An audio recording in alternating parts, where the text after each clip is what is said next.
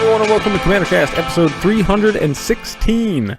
We're your weekly source of community, strategy, and technology, hosted on our home site, CommanderCast.com. And, since this is the top of the show, and this is where we throw out the little promos, you can also find us now on the YouTubes, the EDHRex.com, Player FM, and your favorite iTunes player of choice. So. Oh, yeah. Oh, buddy. Look at us. Oh, yeah. Bow, bow. All right, that happened. I mean, why not? I mean, we're moving decades. Like, last week it was Carly Simon references. Now it's that one song from Ferris Bueller's Day Off. So, yeah. Fun fact. That is the song that plays every single year when they announce retiring teachers from my district. Yeah, I don't know why, but, like, you know, when they have a thing where, like, hey, you know, you come on down and get this little gift, like, they play that song from Ferris Bueller's Day Off. The bow, bow. Yeah. That's weird. Yeah, that's not the song that I don't know what occasion in life you would have for that song, but, like, when you're retiring after, like, 30 years of teaching, say, that's not the song that you would probably play you off, you know? Right. But it's whatever, so. Connections, people. Anyway, folks, this week we are going to talk about some Dominaria, because, as always, before a pre-release, like, the new set dominates the discussion, and Dominaria is no stranger to that. It's also looking pretty cool. This might be the first time, I think I've said this before, this might be the first time in a long time I've actually bought a box of Magic cards. Like, years yeah, and I'll years. be picking up my box today. Yeah, years and years and years. So, I am very happy with the fan service, Adam. Yeah, me too. Yeah, I have to agree. I know a lot of people, like, kind of look down upon fan service and don't think it's as creative, etc. It's 25 years old. Like, I think fan service is kind of what we wanted from a lot of the Masters products that we got this year. Yes. We got it in Dominaria. I'm good with that. I was, pretty much opposed to some of the Masters products that we've gotten, other than it dropped prices of things. I am really happy with this set. It looks fun. It has all of the callbacks. It's just, I mean, from beginning to end, like, even the commons are just, they're fantastic. I like this set. I mean, it's very good. It's not to say every single card in the set is something I love, but I like the overall design. I think it's great. Yeah. I thought it was a nice touch. There's a little shout out, not like this guy needs me to do it, but, like, I always use Deck Builder on my phone to build my decks. Like, that's my little app of choice. And there was a neat little call out today. Like, normally when a new set drops, it has a thing you have to update the database, like you normally do on deck building software. And in this case, normally it's just like the name of the set. This time it was just 2 words extra. It was Dominaria, period, welcome home. I'm like, oh, that's nice. That's a nice little, you know what? I think everybody has the feel goods around this set, which is different than the fan service that they had around Ixalan. Like, the fan service around Ixalan is like, you like some dinosaurs? You like pirates? You like pirates. Yeah, I agree. Like, it more felt like shoehorned. Like, these are some things that we've talked about doing. Let's jam them all in one set. These are things the internet likes. Put them in cardboard. Yeah. No, this is a set that actually makes sense. Like the casting costs, the creature types, the, like, callbacks, I mean, it's the chef's kiss. Okay. Yeah, that's a thing. That's the only way that I can convey it over the internet. I mean, okay, via audio. Sure, we're gonna get that. So, enough of us splurging and throwing sugar over Dominaria. That's like what we're gonna do in all 3 segments today. So, in community, we're gonna talk about commanders from Dominaria, as we usually do when a new set drops, and then in strategy this week, we're gonna talk about using uncommon commanders and whether it's worth it or not. And yes, we will talk about Yargle. So, Yargle. Yes, we are fans of Yargle. So, I mean, don't get me wrong. Yargle. My heart lies with Slimefoot still, but I do like some Yargle. So I feel like Yargle could easily have, like, some kind of old timey, like song about him, like Yargle. Okay. Fucking A, that is nowhere near where I thought you were going to go with that. I always think, whenever I hear the word Yargle, I feel like there must be a really not safe for work definition on Urban Dictionary for that word. You know? Oh, I haven't looked, but I don't want to look. I'm not going to. So it's fine. Like sometimes, internet ignorance is the best route. So yeah, we're booting up Urban Dictionary. Don't worry. Whatever. And then in technology this week, we're going to talk about some of the cards we're most looking forward to in the new set, and we tried to talk about cards that we have not talked about before. So, which was actually a much more difficult thing in execution than it has been because of all the crazy spoilers and how spoiled we were with spoilers this time around. So Yargle is actually on Urban Dictionary. Do I want to know? They're not bad. Okay. It's either severe awesomeness or terribleness. Okay. Or the sound produced by a vampirate while feeding. This is odd. I think that like both of those strangely fit for Yargle. So okay. Vampirate because Yar and Gargle. Man. Now, why internet? I love you. Yeah, why didn't we get a vampirate out of... Now I'm actually kind of mad we didn't get a vampirate out of Ixalan. I know, that's true. All right, well, what the hell? You know. All right, so getting into it. Yeah, so getting into it. All right, so enough of the internet community. We're going to get into our community segment this week, folks, with some commanders from Dominaria. So stick around after the break.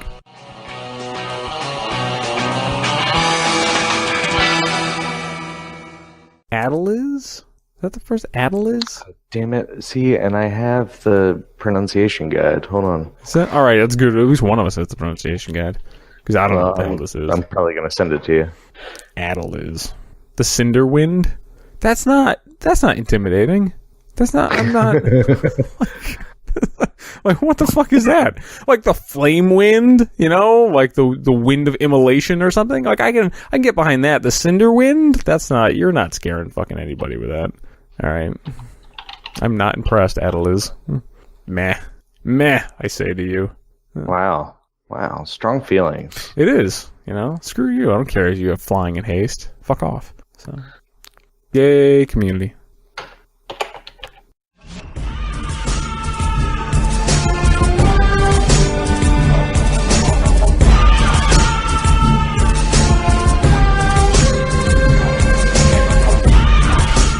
And this week, folks, in community, like we promised, we're going to talk about some commanders from Dominaria. And holy balls, there are dozens and dozens. So, yeah, lots and lots. To end with Yargle. So, stick around for that part. The first one on the list is an uncommon. And specifically, we're going to talk about uncommon commanders in the next segment. But I feel we should at least call them out in this segment. Because there's a whole ton. So, I mean, overall, like, before we kind of get into it, what do you think of the commanders from this set, Adam? In general? Yeah. I would say that there are a few that will make a big impact, and there are a few people will tinker with, and then the rest, to me, have legendary tacked onto them, but it doesn't really matter. That's fair. Kind of cover it. Yeah, I mean, some of them, like, we'll talk about, like, the second one here on the list. Like, I feel like that could have just been a Lord. Like, it would have been a Lord in any other set. It wouldn't have been a thing. Some of them would have been neat little utility creatures that, for some reason, have a callback and have a specific name. Sure. And I don't necessarily think that's a bad thing. Like, more commanders and more diversity, I think, is always a good thing. Like, there's still a ton of, like, partner commanders, for instance, that don't get any love. Right. And that's fine. I would rather live in a world where more of these things exist than fewer of these things exist. And I do like that most of them are probably low on the curve. So I like commander decks that encourage, like, trying to keep your CMC reasonable. Yeah. All those things. So this is Adeliz. Ooh. Fancy. The Cinderwind. It's an uncommon legendary creature, human wizard for 1 blue and a red, flying haste. Whenever you cast an instant or sorcery spell, wizards you control get +1/+1, and it's a 2/2. I feel like that ability is a Cinderwind because I think for a hot second that it's going to be something, and then it's not. It just blows away. Yeah, I mean, this is one of those ones like I'm going to play the hell out of this in limited, and this does not impact EDH. In my opinion, in my world, this doesn't really impact EDH at all. Yeah, no. I mean, when was the last time you were attacking with your wizards anyway? Like, if you're doing it right, they're just. I mean, you could in an Ala deck, like it's not, it's in the colors. Like, if you wanted to drive it toward very wizard tribal kind of swingy, you could, but I still don't think it's very good. No. I've never liked the effect. I've never liked the prowess effect of like you cast instants and sorceries and you get like temporary buffs, because it's like, okay, well, what do you want me to fill my deck with? Creatures that do that or that? Yeah, it's tough. Like, it's a weird balance to strike that I'm not a fan of. What's that commander? It's the America Colors commander. Is it Shu Yin? The guy? Maybe it's not Shu Yin. Oh, Shu Yun, yeah. Shu Yun, there we go. So, like, that prowess effect is kind of neat. And I've seen that deck be fun. Like, that's a fun America Colors Sure, deck. yeah. But I'm like, I don't know, it's not strong enough in EDH. You're not hitting for enough. Like, there's not enough things that can get through. Like, I've also moved away from Anthem effects, so this, like a repeatable Anthem effect could be neat, but you're probably you're probably better off just casting better instants or sorceries than trying to cast instants or sorceries and get some buffs on your wizards. Yeah, I don't think Adeliz will see much play at all. Our next one, I expect to see at least some amount of play, not necessarily as a commander. No, so Arvad the Cursed probably needs a better name. Like, I don't know. Whatever. I guess. I don't know. Arvad, not impressive. But anyway, he's a legendary creature vampire knight. He's a 3 colorless and Orzhov, so a white and a black. He's a 3/3. He's got Death Touch and Lifelink. I like those things. Mm-hmm. Those are good. And then other legendary creatures you control get +2/+2. Mm-hmm. Yeah, this guy could be a lord. Like. Yeah. I mean, well, absolutely. I mean, he is a crew member of the Weatherlight, so I mean, I think that they're really making a lot of the legendaries more story driven than does this actually qualify as, should be a legendary creature. And then the question comes up, like, should these have just a lot of them had partner on them? Yeah, actually, that's a good point. But yeah, I like him a lot. I think he'll actually see play. If you're, in a vampire deck, there are plenty of legendary vampires. Plus, he's just decent on his own. If you're in a night deck, same thing. You know what I see this guy doing? So I think. Yeah, I think he's fine. Yeah, I think he's going to be best in limited. He's not going to see any play as a commander. I would say back in the day, Andy and the crew used to evangelize building a deck. Hello? Hey, can you not hear me? Hello? Are you there? Yeah, I'm totally there. Okay, technical difficulties. Definitely. Did you hear any of what I said? Well, that was fun. Yeah. So if people don't know, I actually live on a train. Oh, good. And sometimes we go through tunnels, and I mean, it's nice. You're constantly seeing different scenery. I'm sure the concierge service is nice. Yeah. It's so that no one can assassinate me. They don't know where I am at any given time. That's like a nice 18th century route to not getting assassinated. Yeah. Okay. Very nice. All right. So anyway, yeah, Arvad the Cursed. There we go. Next one, Ariel? Pronunciation guide to the rescue. Ariel? So the Little Mermaid. Yeah. Yes. Okay. Yeah, the name. Yeah, somebody else brought that up that I was listening to, and I was like, yeah, that's unfortunate. Yeah. So Ariel, Knight of Windgrace, is 2, a white and a black for a legendary creature, human knight, rare, with vigilance, and pay 2 and a white, tap it, create a 2/2 white knight creature token with vigilance. Or pay a black and tap to tap X untapped knights you control, destroy target creature with power X or less, and it is a 4/4. So what are your thoughts on this guy? All right. Or this lady, I apologize. So I like the fact that she's riding a fucking panther. That's pretty sweet. That's pretty good. It's like it's like a version of whatever the hell He-Man was riding. Right. And actually, Skeletor's was a purple panther, so it's a little closer. yeah, okay, fine. Well, I guess that's she's a little white and black. Yeah. I also like the fact that now I can have a night deck that isn't strictly mono white, so that's good. And I think I like it from, and this is probably a horrible build, but I've always kind of wanted to do similar to back in the day of casual 4th edition, like a white and black knights deck, just a whole bunch of little weenie creatures and some, pump effects and things like that. And I think this is a good commander for it. Yeah, I mean, she's got some cool utility creatures or utilities effects on her. She's got vigilance, so she can attack and then do her little effect. So that's kind of cool. 4/4, which is fine conversion. Yeah, I mean, and then now you at least have some. You had excellent removal anyway with white, but you have some decent card draw that you can. Right. So okay, yeah, sure. If you were ever looking for a knight commander, I'm pretty sure that this one does a decent job. Yeah, and it's nice that we get knights that aren't just in Selesnya colors. Mm-hmm. So that's pretty good. There are a couple of neat little black knights out there too. So sure. Yeah. That's a thing. Yeah. Like Black Knight. Yes. As a matter of fact, the least creatively named knight in all of Magic. So sure. Yeah. Next one we got Baird. Yeah. Am I saying it right? Baird, I guess. There's an I. So, yeah. Baird, Steward of Argive. Arg. Baird. Yeah.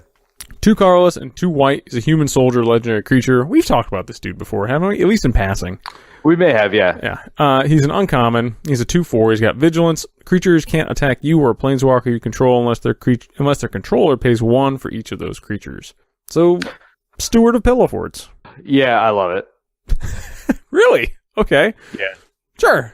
All right. Yeah, it's not going to be a commander. It's going to be in the 99. It's fantastic. It specifically calls out that you can't attack you or a planeswalker you control. So slightly better than some of the propaganda-ish effects. If you have a Pillow Fort deck, this goes in it. Question. How about if I just have a mono white soldier deck and this would be the only Pillow Fort effect in it? I mean, then it becomes a real maybe. Because, a 2/4 with vigilance for 4 is not that good in EDH. It's very good in sealed and things like that, but sure. I don't think that this is great in EDH. Yeah. If you're just playing it as a body with a supplemental effect, I think you really should be going deep on the effect for it to be played. Yeah, it's nice that we have multiples of these effects, and now you can really go deep on it, particularly in white, with Windborn Muse and all the rest. But yeah, I don't really like Pillow Fort, so I don't really give a shit. But right. I don't know. Good for people who really like it. Yeah. Okay. Yay. I like the next card. How about this? I like your card a lot. Yeah, so Danitha Capuchin Paragon is 2 and a white for a 2/2 legendary creature human knight with first strike, vigilance, and lifelink, and aura and equipment spells you cast cost 1 less, and it is an uncommon. The art is amazing. Yep. That sword is all of the sword. Mm-hmm. It's like a stained glass sword. I love this card. I love this card in most formats. I think it's least impactful in EDH. This will not be the head of a deck. This will go in SRAM. You know what? I would push back on that only to say I'm actually interested in building a derpy Danitha deck. Yeah, so I don't think it's going to be good. It's that's my thing. Is like she's good, she's real good. But when you have SRAM as an option in mono white, and that draws you cards for essentially doing the same things, and this discounts them, discount is great. But I'd rather replace it. So if I have one that I can keep calling back, I want the one that draws. That's my only argument for SRAM over her. She's great. Now, see, mine is I would tweak her a little bit, and I would put her at the head of an Isamaru deck. It wouldn't be a traditional SRAM goes in that deck, but because she has all those abilities and she's only 3 mana, and you're probably suiting her up with all the cool stuff, when you suit up, now I don't need to worry about that first strike, vigilance, or lifelink abilities on my equipment. I can just put the cool shit on there, and I can just go to town, presumably early if I'm ramping up a little bit. So, yeah, that's... Yeah, I mean, either way. I mean, I like her. She's great card design. That is a fantastic 3-drop at uncommon. Absolutely. Yep. Yeah, I like it a lot. I'm hoping to get one between the pre-release, hopefully winning some packs, and my box. I hope I get that uncommon, but we'll see. There we go. All right. What do we got next? Next up, we have Daragaz reincarnated. Was this enough to reincarnate your love for some of those old Player Chaos Dragons? No. Yeah. No. So Daragaz reincarnated is 4 and Jund, which is black, red, and green, for a legendary creature dragon mythic 7/7 with flying, trample, haste. If Daragaz reincarnated would die, instead exile it with 3 egg counters on it at the beginning of your upkeep. If Daragaz is exiled with an egg counter on it, remove an egg counter, then return Daragaz with. Then, if Daragaz has no egg counters on it, return it to the battlefield. It has all of the words. It does. That's a brick of text. I think it might have all of the letters. No, there's no Q, but it gets close. There's no X either. Oh no, exile. Exile. Yeah. What are you talking about, guys? Anyway, so somebody brought this up as like this is a possible like reanimation target. I think that this is potentially viable if you have like a Jund Dragons deck anyway. Like Flying Trample Haste is pretty good. Yeah. Suspend 3 isn't like the worst. Yeah. I'm just not excited. Like it is a Timmy card. You should talk about this card. I guess I've got nothing. I'm not excited about this card. So yeah, it's not. It's just it's fine. Yeah, it's just that like I'm not gonna hate it, but it's fine. Of the Jund Dragons, like this isn't getting there for me. Right. Like it just. I mean, you're gonna play Karthus. Yeah, or like Sign of the Dragon or something. Sure. Know? Yeah. Like but. Yeah, I mean, he might go in your Jund deck, like... Sure, I think he'd be a big finisher in a Jund deck, yeah. Yeah, I think a lot of what's going on here, like, I don't think it's surprising that they were like, oh, we've been playing around with this Brawl thing at work, around when they release all these, like, kind of meh legendary creatures, because, some of them, if you're a Timmy and you're looking for a Brawl deck, well, Daragaz starts looking a lot better in that scenario. Yeah. Okay, I have a really small card pool to pull from. Okay. This gives me 3 colors and this giant dude that just beats face. Great. Yeah, I guess. Not excited. Yeah, fair. Final word, not excited. It was not enough to reincarnate my excitement for him. So. Yeah. Although it does remind me how much I like Breath of Daragaz. I do like the next one. Yeah, he's pretty neat. All right, so we got us a Demon Lord.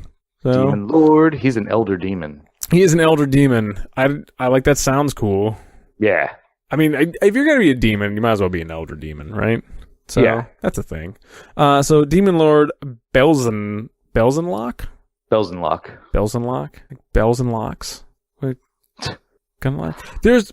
I don't know about that name, Adam. I don't know about that name. You don't like Belzenlock? No, it reminds me of a winery in Napa that I went to one time called Gunlock Bunshoe.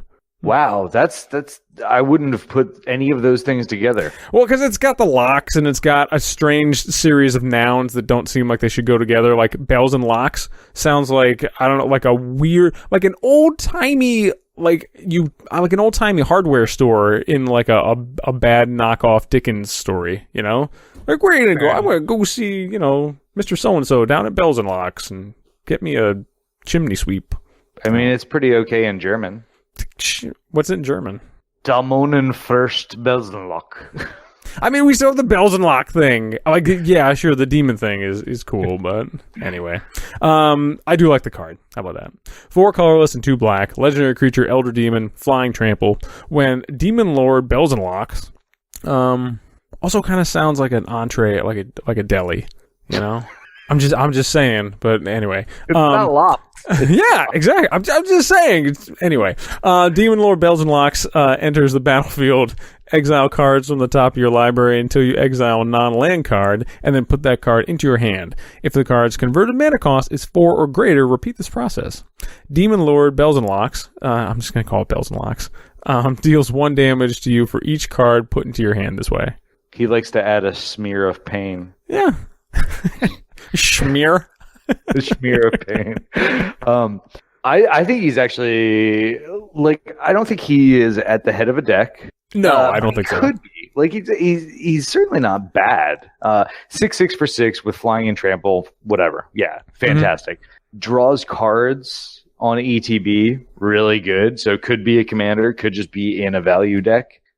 Could potentially draw you most of your deck if you build it a certain way. But you're exiling all those cards, though. You know, so you're exiling all the land cards from your deck, which is my problem because I like my lands. I like my lands, Adam. I mean, you're trying to win. Yeah, but I like the way you get there is like having resources to cast shit. Well, yeah, you just don't do this until you're ready to win. I guess I'm sure. Yeah, you're fine. Yeah, right. I mean, it's like an ad nauseum kind of thing. You're just like, I am going to win now. I'm playing this card. Okay, I went so deep with my deck last night where I was like, I literally exiled my hand like 5 times in a turn to Cadaverous Bloom. Okay, that's a way to do it. Yeah, that's a way to do it. Other people will have a better time with this card. That's what I think. I think it's good. I think it's going to see play. I don't know that it's going to head up a lot of decks, but it is definitely going to see play. Sure. Yeah, we'll go there. Yeah. What's your next one? My next one is Evra Halcyon Witness. Ooh.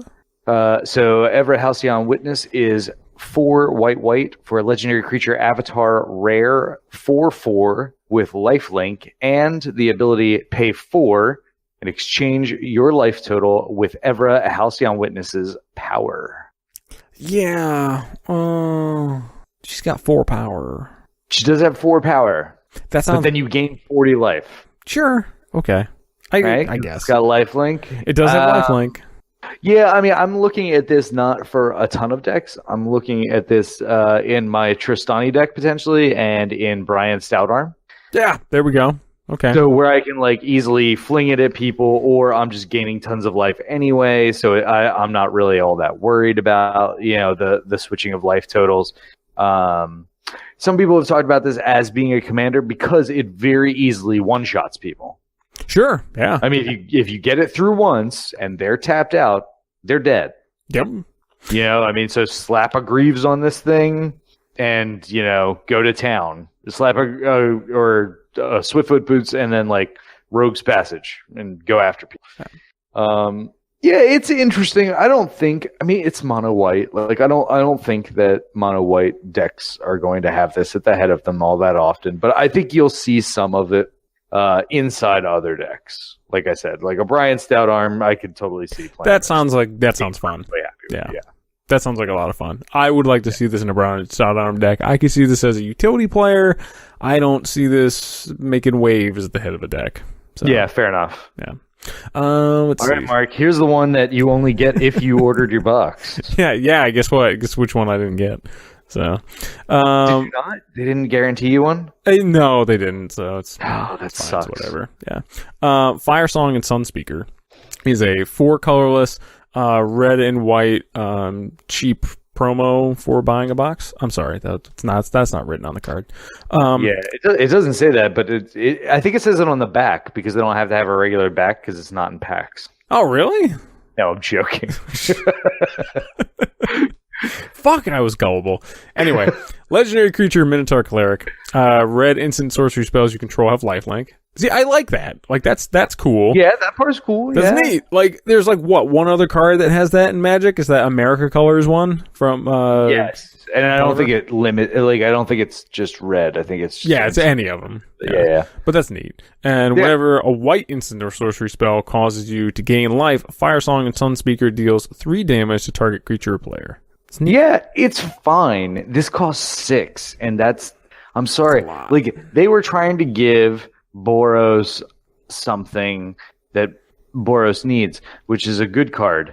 And Boros doesn't have any of those. Oh, so fucking sick burn, man. Come on. They're playing around. They're giving sorceries lifelink and instants. They are. They're playing around. Like, I think that where this really fell apart was it didn't need to be a 4/6 and it didn't need to cost 6. If this was like a 2/3, if it was a single Minotaur, I understand that might not work with the story.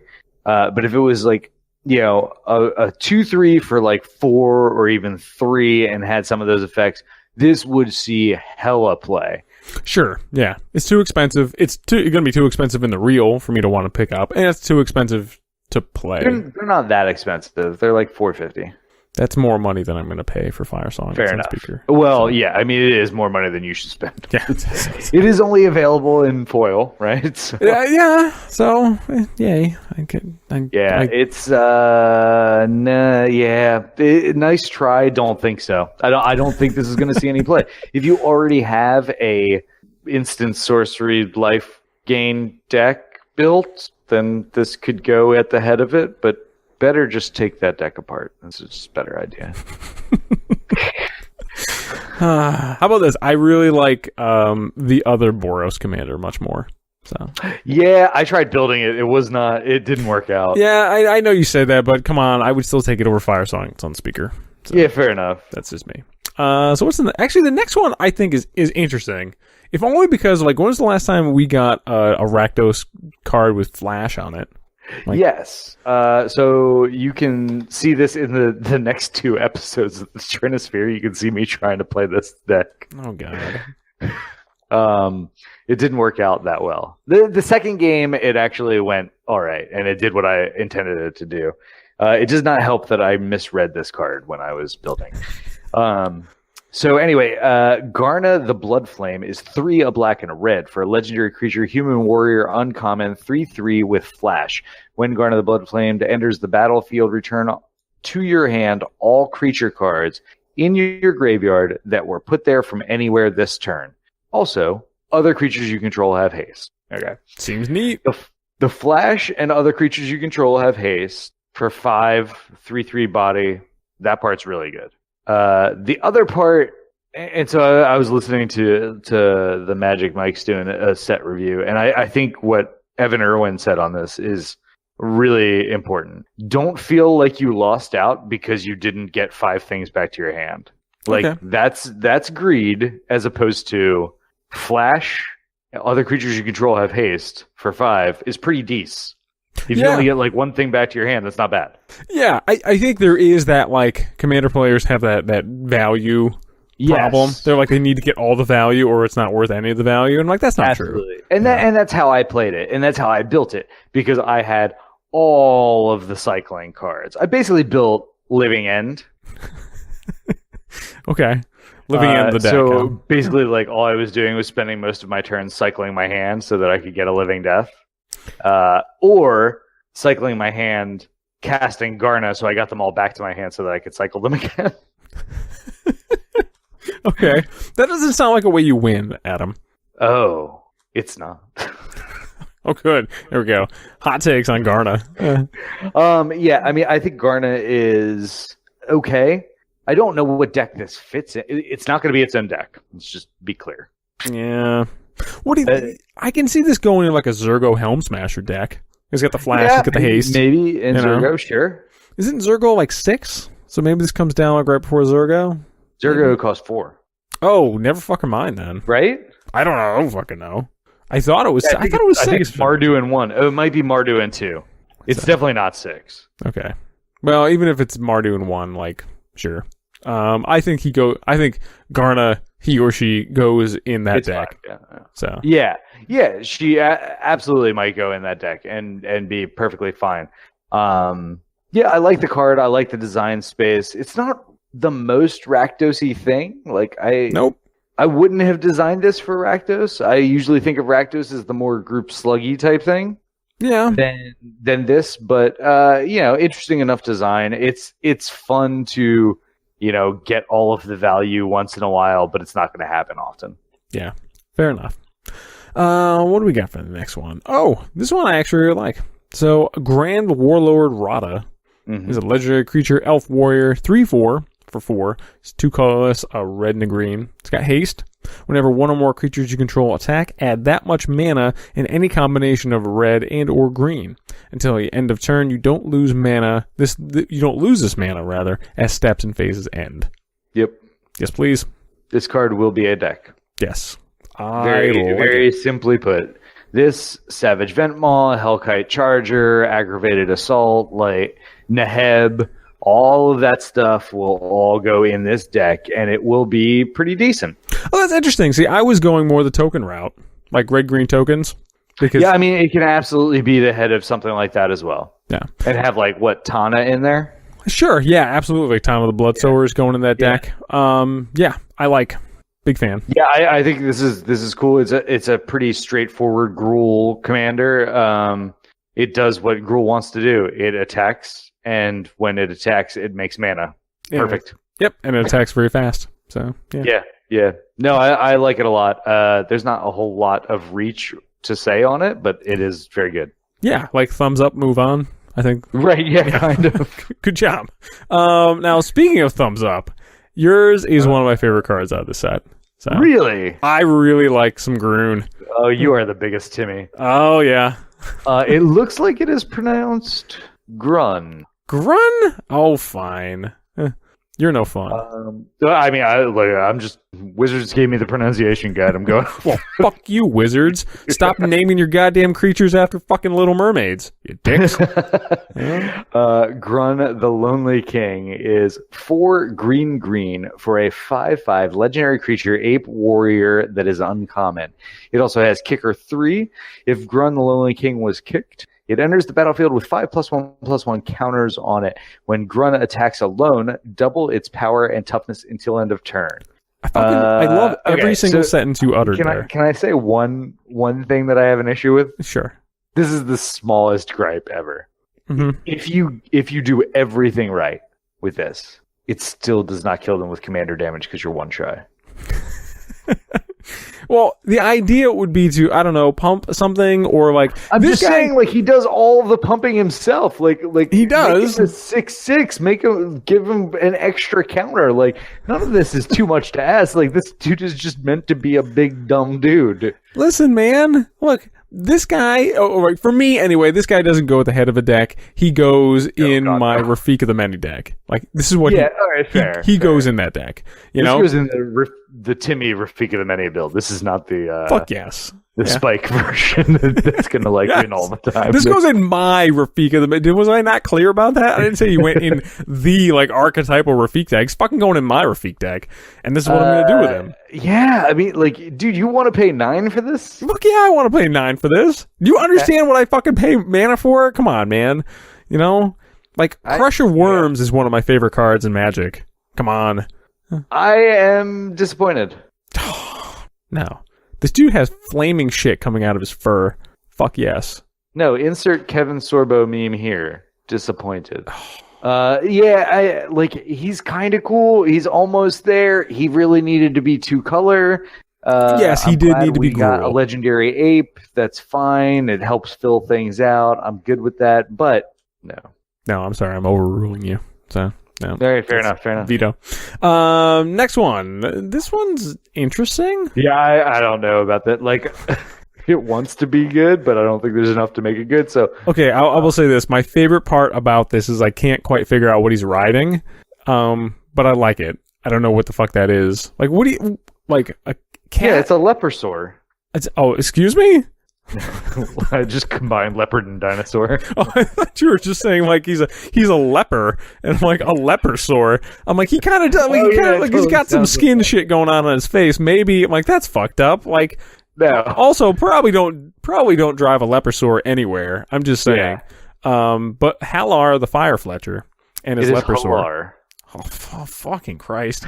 Oh, fantasy names. Fuck this shit. Anyway, Halar the Fire Fletcher. The Fire Fletcher, one colorless, a red and a green. He's a legendary creature, elf archer. So we got our archer tribal. There we go. Yep. This is the best thing about this card. He's got trample. Whenever you cast a spell, if that spell was kicked, put a +1/+1 counter on Halar, the Fire Fletcher, and then Halar deals damage equal to the number of +1/+1 counters on it to each opponent. Actually, I do like that last part. So yeah, the last part is very good. I think that what we're going to end up with here is, I think this is going to end up being the least played of the uncommon commanders from this set, because it's the narrowest. You have to build this with a ton of kicker cards in your deck, and there's not a ton of good ones. There are some good ones, but they're also not necessarily all toward the same strategy. You know what I mean? Like, they're kind of all over. Want to go wide. Some of them are dealing damage. Some of them are just value. So it's like, what do I build here? Yep. And a lot of them, I mean, it's good this guy is 3 because you're going to need an awful lot of fucking mana to start doing those kickers, right? You know, and I forgot what there's some goofy thing out of like one of the Urza blocks that like reduces the kicker cost. I'm sure that card has probably gone up like 50 cents in value. I was gonna say I wouldn't go too deep on that. Yeah, probably don't spec too hard on that one. But anyway, yeah, like I don't know, Halar the kickar. So it's I will probably end up building this at some point.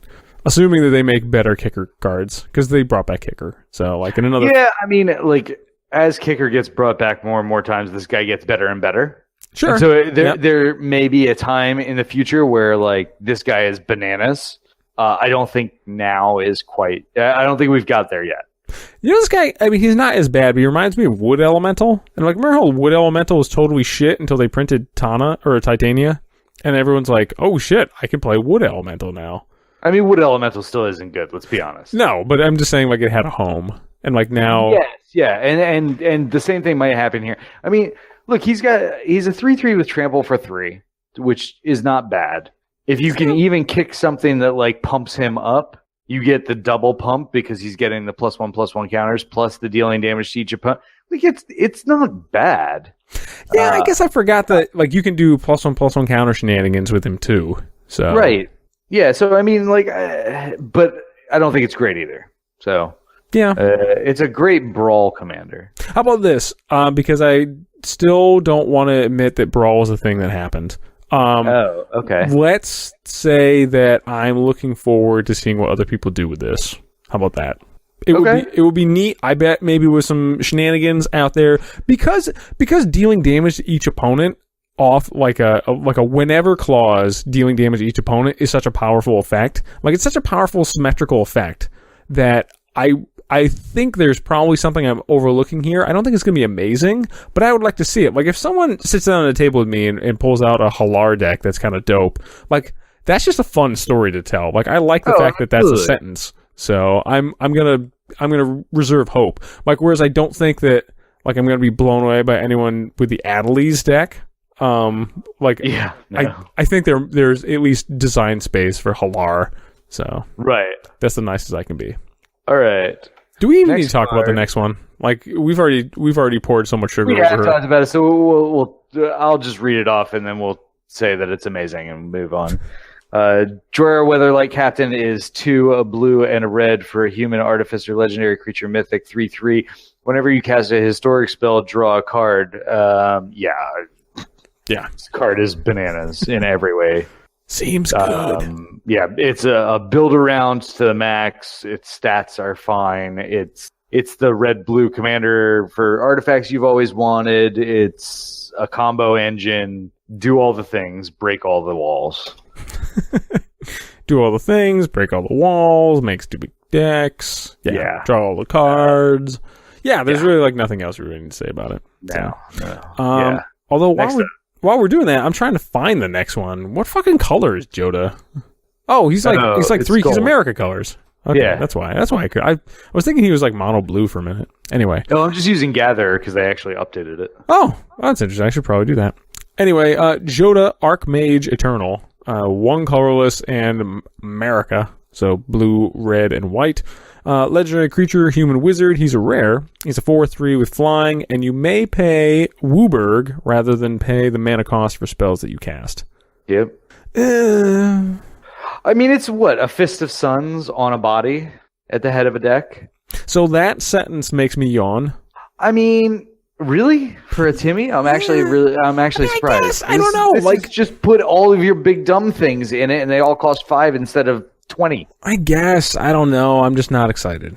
I mean, your Eldrazi's cost Wooburg, and then you get triggers off of Ramos, and then you make more, and then you Door of Nothingness, and it's I get it. Like, I should probably be more excited about this card, but I'm just not.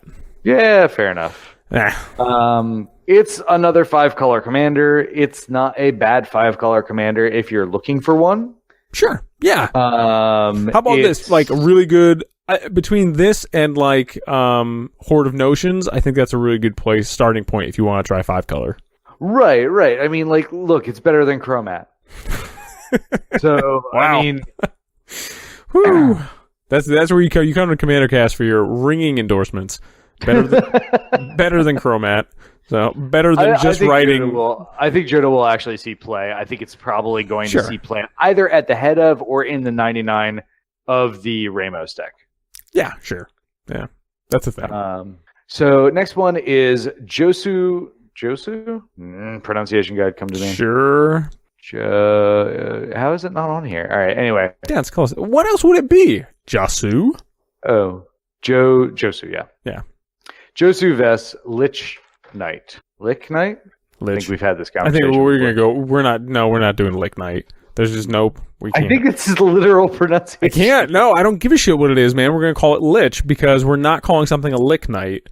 Like we're not. I'm not. I can't do it. Josu Ves Lich Knight. No. He's 2 black for a legendary creature, zombie knight at rare. That is a 4/5 with kicker of 5 and a black. He has menace. Whenever Josu Ves Lich Knight enters the battlefield, if it was kicked, create 8 2/2 black zombie knight creature tokens with menace. Do you wanna lick a zombie knight? Just think about that for a second. No, you don't. I don't. But you did. You don't. I actually brought this up last night. I was talking to somebody and I was like, I'm going to punch you and you're going to like it. And they're like, not really. And I was like, somebody out there will, because somebody likes everything.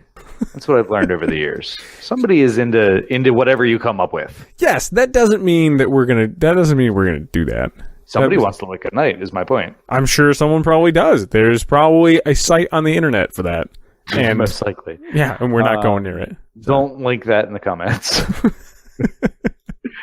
Anyway, so 9 mana for 20 power. Is that what it is? Yeah, that sounds about right. That math checks out. Yeah.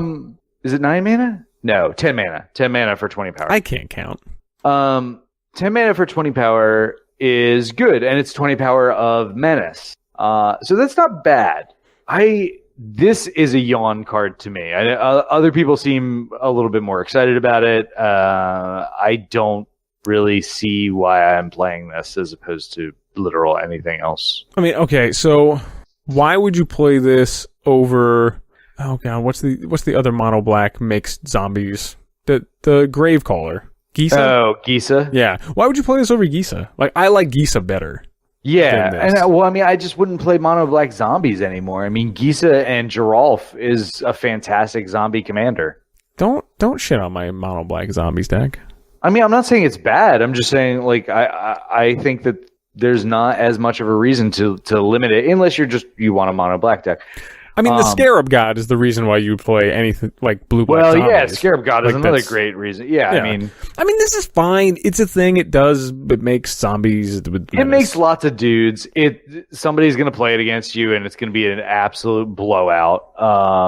Unless you've got the Wrath in hand, you're probably dying. Sure. Yeah. Yeah. How about this? I'm not super excited about this one. I am super excited about the next card on this list. Oh God, I don't know why. I love it. I love it. So, Kasserov, Sengir Pureblood, is just like, okay, finally we've got like a dope name that goes along with that little clan. It's calling back to like one of my favorite stupid cards, Sengir Vampire. It's stupid expensive, and it also goes at the head of my really bad black-red vampire deck. So he's 7 fucking mana. Yep, Sengir Vampire is 2 more than it used to be. Okay, 5 colorless and 2 black. Legendary creature vampire. He doesn't need this knight shit. All right, he's just a vampire. All right, that's all. He's not multi-classing. You're fine. He's got flying. Whenever a creature an opponent controls is dealt damage, put a +1/+1 counter on Kasserov, Sengir Pureblood. That sentence is what makes me like him, by the way. Oh, it's different than the Sengir Vampire thing. Yes. dealt damage, not just dealt damage and dies. Yes, that's why I like it. Like okay, this is okay. That's better. Yes. So tell me, like, you're not going to put this in a deck and then put Pyrohemia and oh god, what's the mono black Pyrohemia? Anyway, you're going to put this in a deck. Yeah, and you're going to put Pestilence in it. You're going to Pestilence Demon, and you're going to make him fucking ridiculously stupid big, and then I'm going to be so happy with my life. This is what's going to happen. Okay, it's much better. It is. All right, then I'll just go on the flavor thing because Aaron Campbell brought this up on a video that I was watching, and it was kind of funny. It's just like, so this is Sengir Pure Blood, but now he has red mana. Oh, don't. You know? Jeez. Yes. Also, there must have been some kind of mixing with those Innistrad vampires. You know what I mean? Anyway, 3 colorless and his other ability is 3 colors and a red. I'm totally moving over that point. And Caster Off deals 2 damage to target creature. So like it's a neat little removal thing. I don't know. I'm interested in trying to swap him out for Olivia Voldaren and seeing how that works. Like Olivia Voldaren is probably just demonstrably better because she steals shit. Yeah, I think so too. But I really do like that idea of that build because I love Pyrohemia and Pestilence. Exactly. Like, yeah, an excuse to play more Pyrohemia and Pestilence effects. Yes, please. Yeah. So anyway, and plus like you have all those funky drain effects too in vampires, and so, I don't know. I really like this, so this is where I'm going to go, and it makes me happy to have this card. Yeah. So he's also a rare, by the way. And let's see what else we got. Oh, this one's kind of interesting. It's interesting, but not good. Yeah. Quende, Pride of Femeref, is 3 and a white for a 2/2 human knight with a legendary creature human knight with double strike. He is an uncommon, and creatures you control with first strike have double strike. This is meant for any other thing than regular EDH. I mean, like, it's maybe if you have a knight deck and all of your creatures have first strike, then this gets somewhat good. If you're playing some kind of pauper-ish EDH, where like because we did like pauper EDH one time where all of our deck was commons, but our commander was allowed to be an uncommon. Yeah. So like, yeah, it's probably good in that because there's lots of common cheap first strikers. So being able to make them double strikers is fine. Otherwise, this is a dude with a middling ability. Yeah. I mean, it's neat, but yeah. Yeah, it doesn't say all creatures you control get double strike. It's the ones with first strike. Like, okay, whatever. Like, I don't care. Yeah, it's like really would have killed you. Like, pump up the converted mana cost to 1 more and give everybody double strike. Come on. Yeah, or so. Yeah, it's just, you know, or give it like flash. Yeah, that would be kind of neat. You know, but this as it is, not great. I mean, not to say that it can't be. I mean, like, I'm sure that it can be powerful in some decks, but I think more often than not, it's not good. Yes. Next one. I think more often than not, this is boring, but still fine. This is bananas good. You think so? Okay. Yes. So, Lyra Dawnbringer. 3 colorless and 2 white. Legendary creature, angel, 5/5. Flying, first strike, and lifelink. Other angels you control get +1/+1 and have lifelink. So what the hell am I missing then, Adam? This is like Baneslayer Angel that makes Baneslayer Angel better. Yes, I guess. I don't know. When was the last time you saw Baneslayer Angel in EDH? It's been a while. I play it. Oh, I didn't say I didn't play it. I'm just saying, like, I haven't seen it in a while. This is neat at the head of an angel deck. Well, yeah, I mean, I think that's what it really comes down to. Like, this makes Sarah Angel playable in your Angel EDH deck and things like that. Like, tell me how that sentence is not fucking boring. Look, a lot of people want an Angel EDH deck. Yes, they do. Yes. Okay. And they don't want to just play like very Radiant excited Archangel. About it. You might not be that person. Yes, I'm not that person. Okay. And the armor. Let's just talk about the armor for a second. Okay. It's pretty neat. Are you looking at the art? Yeah, the art is fucking dope. Like, I like the fact that they've got like stained glass armor and stained glass swords. Everything. Yeah, it's wicked cool. All right, hell yes. Like, everything looks like it like jumped out of that History of Benalia like portrait. Yeah, like it's super dope. I love the art, 100%. I'm there with art, man. It's just meant to be the Angel deck, and it's, you know, I think it's probably going to see play in other formats as well. Like, it might see play in Standard. It's going to see play in Sealed and Draft. So, yeah. And it's going to see play in EDH. It's just the person in your group that loves the angels. Well, I suppose as long as we're going with love for tribes, the next one is a good segue because Marwyn the Nurturer is, I don't know if she automatically bumps out anybody else to the head of an elf deck. I don't think so. But I would like to see her at the head of an elf deck and see what goes on. I think she goes in the 99 of an elf deck. I don't know. I think she goes in your elf deck probably. I don't know. Yeah, I need to see it at the helm before I can decide that it's actually good at the helm because there's so many other. I mean, Azuri is just too good. Azuri is really good. I would also put her because he pops out elves like fucking Mogwai when you pour water on him. I would put her in a Reese deck. So. Yeah, Reese, even Nath. Sure, yeah. Anything like that that's making like token elves. Yeah, 100%. I would put it in there. Anyway, so let's read Marwyn. Marwyn the Nurturer is 2 and a green for a legendary creature, elf druid, rare at 1/1. Whenever another elf enters the battlefield under your control, put a +1/+1 counter on Marwyn the Nurturer, and tap to add an amount of green equal to Marwyn's power to the mana pool. This is the only time I wish a card had vigilance. What's that? I said this is the only time I wish a card had vigilance. She even has a bow. She could be an archer. Yeah, that's true, but she's a druid. Yeah, she got that little baby. She got that. Yeah, because she makes mana. Yeah. And the little babies. Come on. I don't care about babies. Says the new father. Yes. Which is a good reason not to care about babies. Like, do you have any idea how much time I've spent over the last 6 months cleaning vomited breast milk out of my arm hair? It's disgusting. So, I'm just saying that was not a thing I thought I was signing up for. But anyway, Marwyn the Nurturer. Wow, you didn't read any of the text. Like, not even the fine print. You just didn't read any of it. I'm just saying, man. Hey, Marwyn the Nurturer is a thing. Mark the Nurturer, not a thing. So, just all right. Next card. Okay, so I am super pumped about this card. I fucking love it. Multani's baby. You should be happy. What? No, it's not. Really? Read the flavor text. Oh, that's gross. Yeah. My child grew from rot and ruin? Yeah. That's not. What the fuck are you doing with your kid, man? Jesus. Yeah. Ugh. This is what happens. Raise your kid right. I guess. Holy fuck, this is messed up. Anyway, Moldrotha, the Gravetide, 3 colorless, black, green, and blue. Legendary creature, elemental avatar, 6/6, mythic. During each of your turns, you may play up to 1 permanent of each permanent type from your graveyard. That's it. Yes, please. Yes, please. Yes, please. More. Yeah, I don't have a whole lot to say about it because it's busted. It's fucking busted wide the fuck open. Oh my god. So I get to play. Does this... my first question is, does this run up against the land limit? Like, you play a land for your turn, can you not play another land from your graveyard? Yeah, you can't play any. Okay, so you can only do one or the other, which is fine because I'm dumping so many fucking lands. I'll just choose which land I want to play for my graveyard. Whatever, just play the Azusa out of your graveyard and then play however many lands you want. Yeah, or that too. Or play all the fucking things out of your graveyard. So all the permanents. So during each of your turns, you may do that. Yeah, it's always bananas all the time. Yes. Like...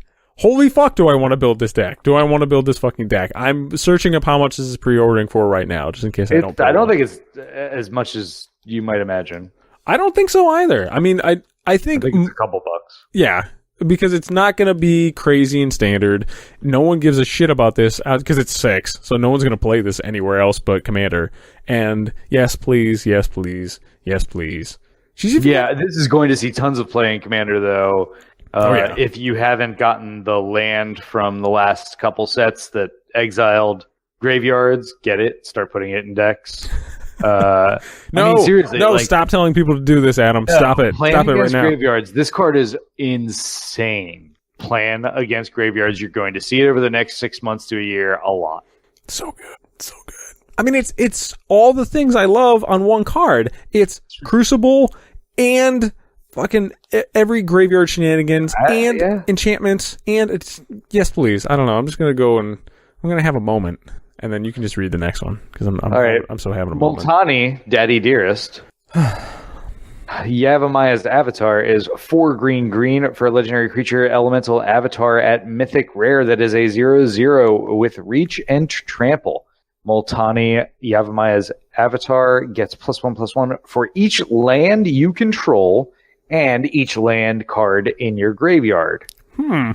Interesting. You can pay 1 and a green, return 2 lands you control to their owner's hand, return Multani from graveyard to hand. I like. So yeah. I mean, dude, this thing is giant. It blocks all the things and it tramples over all the things. You put this in a ramp deck and it's amazing. A lot of people have talked about this in a Gitrog monster deck. Sure, I was thinking Titania, but yeah. Titania also, yeah. I mean, like, it's getting you lands back from your graveyard that you know for a fact that you're going to sacrifice. People are going to try and get rid of this, so you can get this back from the graveyard. I think there are kind of like a few niche builds that this goes into. It's not like ubiquitous in green, no, but it is very good. Yes, and it definitely goes. It's like a snap in those decks. Mm-hmm. Yeah, I think it is definitely it's part of the 99. It's not a commander. That's how I would play this. Absolutely. But I would also want to see a Multani deck and see what people did with it. I don't think it's out of the question. I think it's buildable, but I think it's going to be stronger in those other decks. Yes, 100%. Yeah. Yeah. Because there are just other cards that make use of those, like tossing around, lands in your graveyard and on your battlefield way better. So yeah, absolutely. Oh, what's in that? Greater good the thing and get cards back from your graveyard and one of them could be Reliquary Tower. So good. So good. You sound like I did for Muldrotha. I know. That's okay. It happens. I don't think either of us are going to have that particular reaction for Naru. Naru Meha. Master Wizard. Kamehameha. Yeah, I like the art. I don't know. The art's kind of interesting. Yeah, it's kind of neat. Anyway, Naru Meha, Master Wizard, is 2 colorless and 2 blue. Shocker, she's a wizard. Human wizard. And she's a mythic for a 3/3. She has flash, which I like. When Naru Meha, Master Wizard, enters the battlefield, copy target instant or sorcery you control. You may choose new targets for the copy. Other wizards you control get +1/+1. So I almost don't care about the copy effect at all. The flash and the other wizards you control get +1/+1. If you are building the wizard deck, and I mean, I would still put a null at the head of it, but if you're building the wizard deck that is like the true wizard tribal almost aggro, then sure. See, I would go the opposite. I would say if you're doing, because I have a couple decks that just, copy instants and sorceries. Like, if you're going for the copy instants and sorceries build, this isn't terrible. So yeah, I mean, I think that this goes in more in that docent of perfection. Like, you're trying to make little wizard dudes and then have them all be +1/+1. I don't know. Has anyone ever won a game doing that? Come on. I've come closer than by forking things. Come on. I would rather fork things all day long. Well, that's how you got a kid. Yep. I know. Flash. You got a kid. All right. Next. Next card. I apparently spelled wrong because it's not coming up in the database. So. Naban, or is it Nebin? Yeah, I think it might have been Naban. No, it's an A. N-A-B-A. It's an A. I'm looking at it right now. It's Naban. N-A-B-A-N. What did I have? N-E-B. Oh, that's why. N-A-B-A-N. N-A-B-A-N. Okay, I don't give a shit. Oh, sorry. All right. Naban, Dean of Iteration, is a 2/1 for 1 and a blue legendary creature human wizard at rare. If a wizard entering the battlefield under your control causes a triggered ability of a permanent you control to trigger, that ability triggers an additional time. See, I like this guy better than Naru Meha. I do as well. Yeah, we talked about this before, but we talked about this guy before specifically, and I like it. Like anything that doubles triggers, I'm a fan of. Right, and it's interesting because I wasn't catching this before. I don't know if you did, but it doesn't just double the triggers of that wizard. Oh, what is It doubles the triggers of anything. So it doubles the Aura Shard trigger.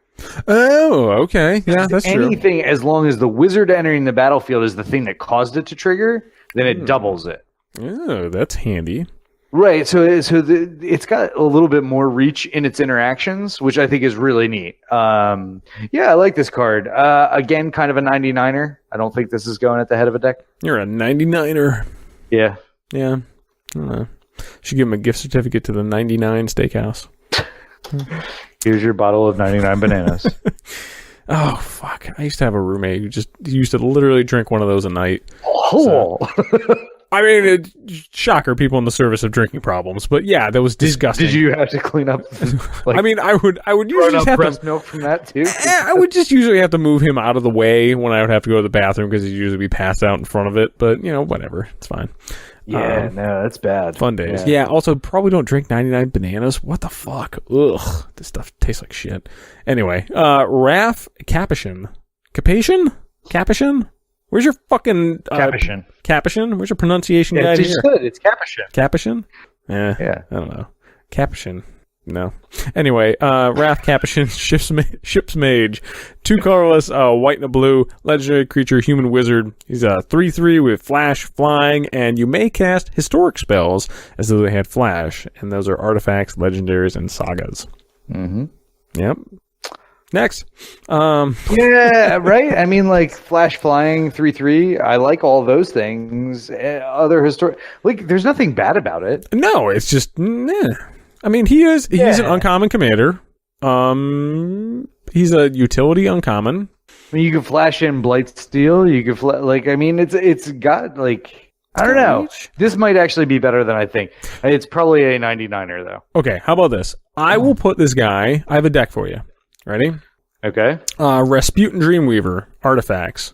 I put Raph Capuchin in Rasputin Dreamweaver to make everything get flash. Yeah, sounds good. There we go. Boom. Problem solved. Yep. Next one. Rona, Disciple of Gix, is a 2/2 for 1, a blue and a black. Legendary creature, human artificer at uncommon. When Rona, Disciple of Gix, enters the battlefield, you may exile a target historic card from your graveyard.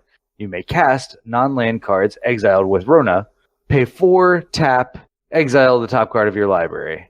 Wow, is this card bad? Like, the art is amazing. Character seems like probably really cool. Yeah, very cool.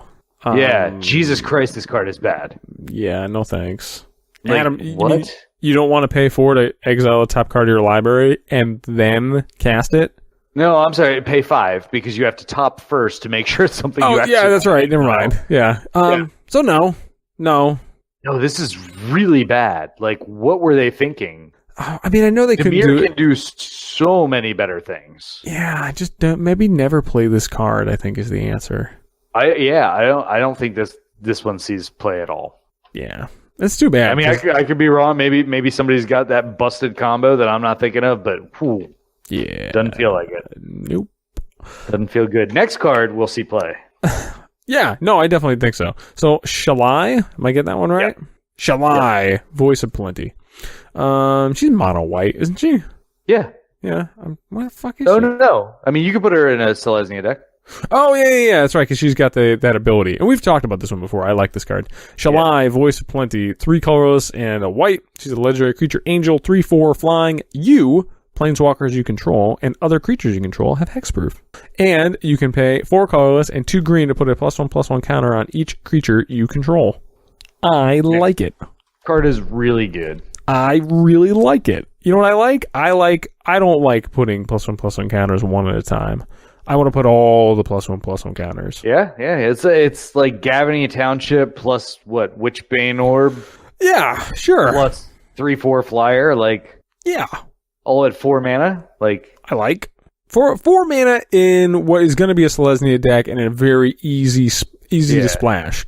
So yeah, this card is very good. I like it. It may even be able to be at the top of a deck.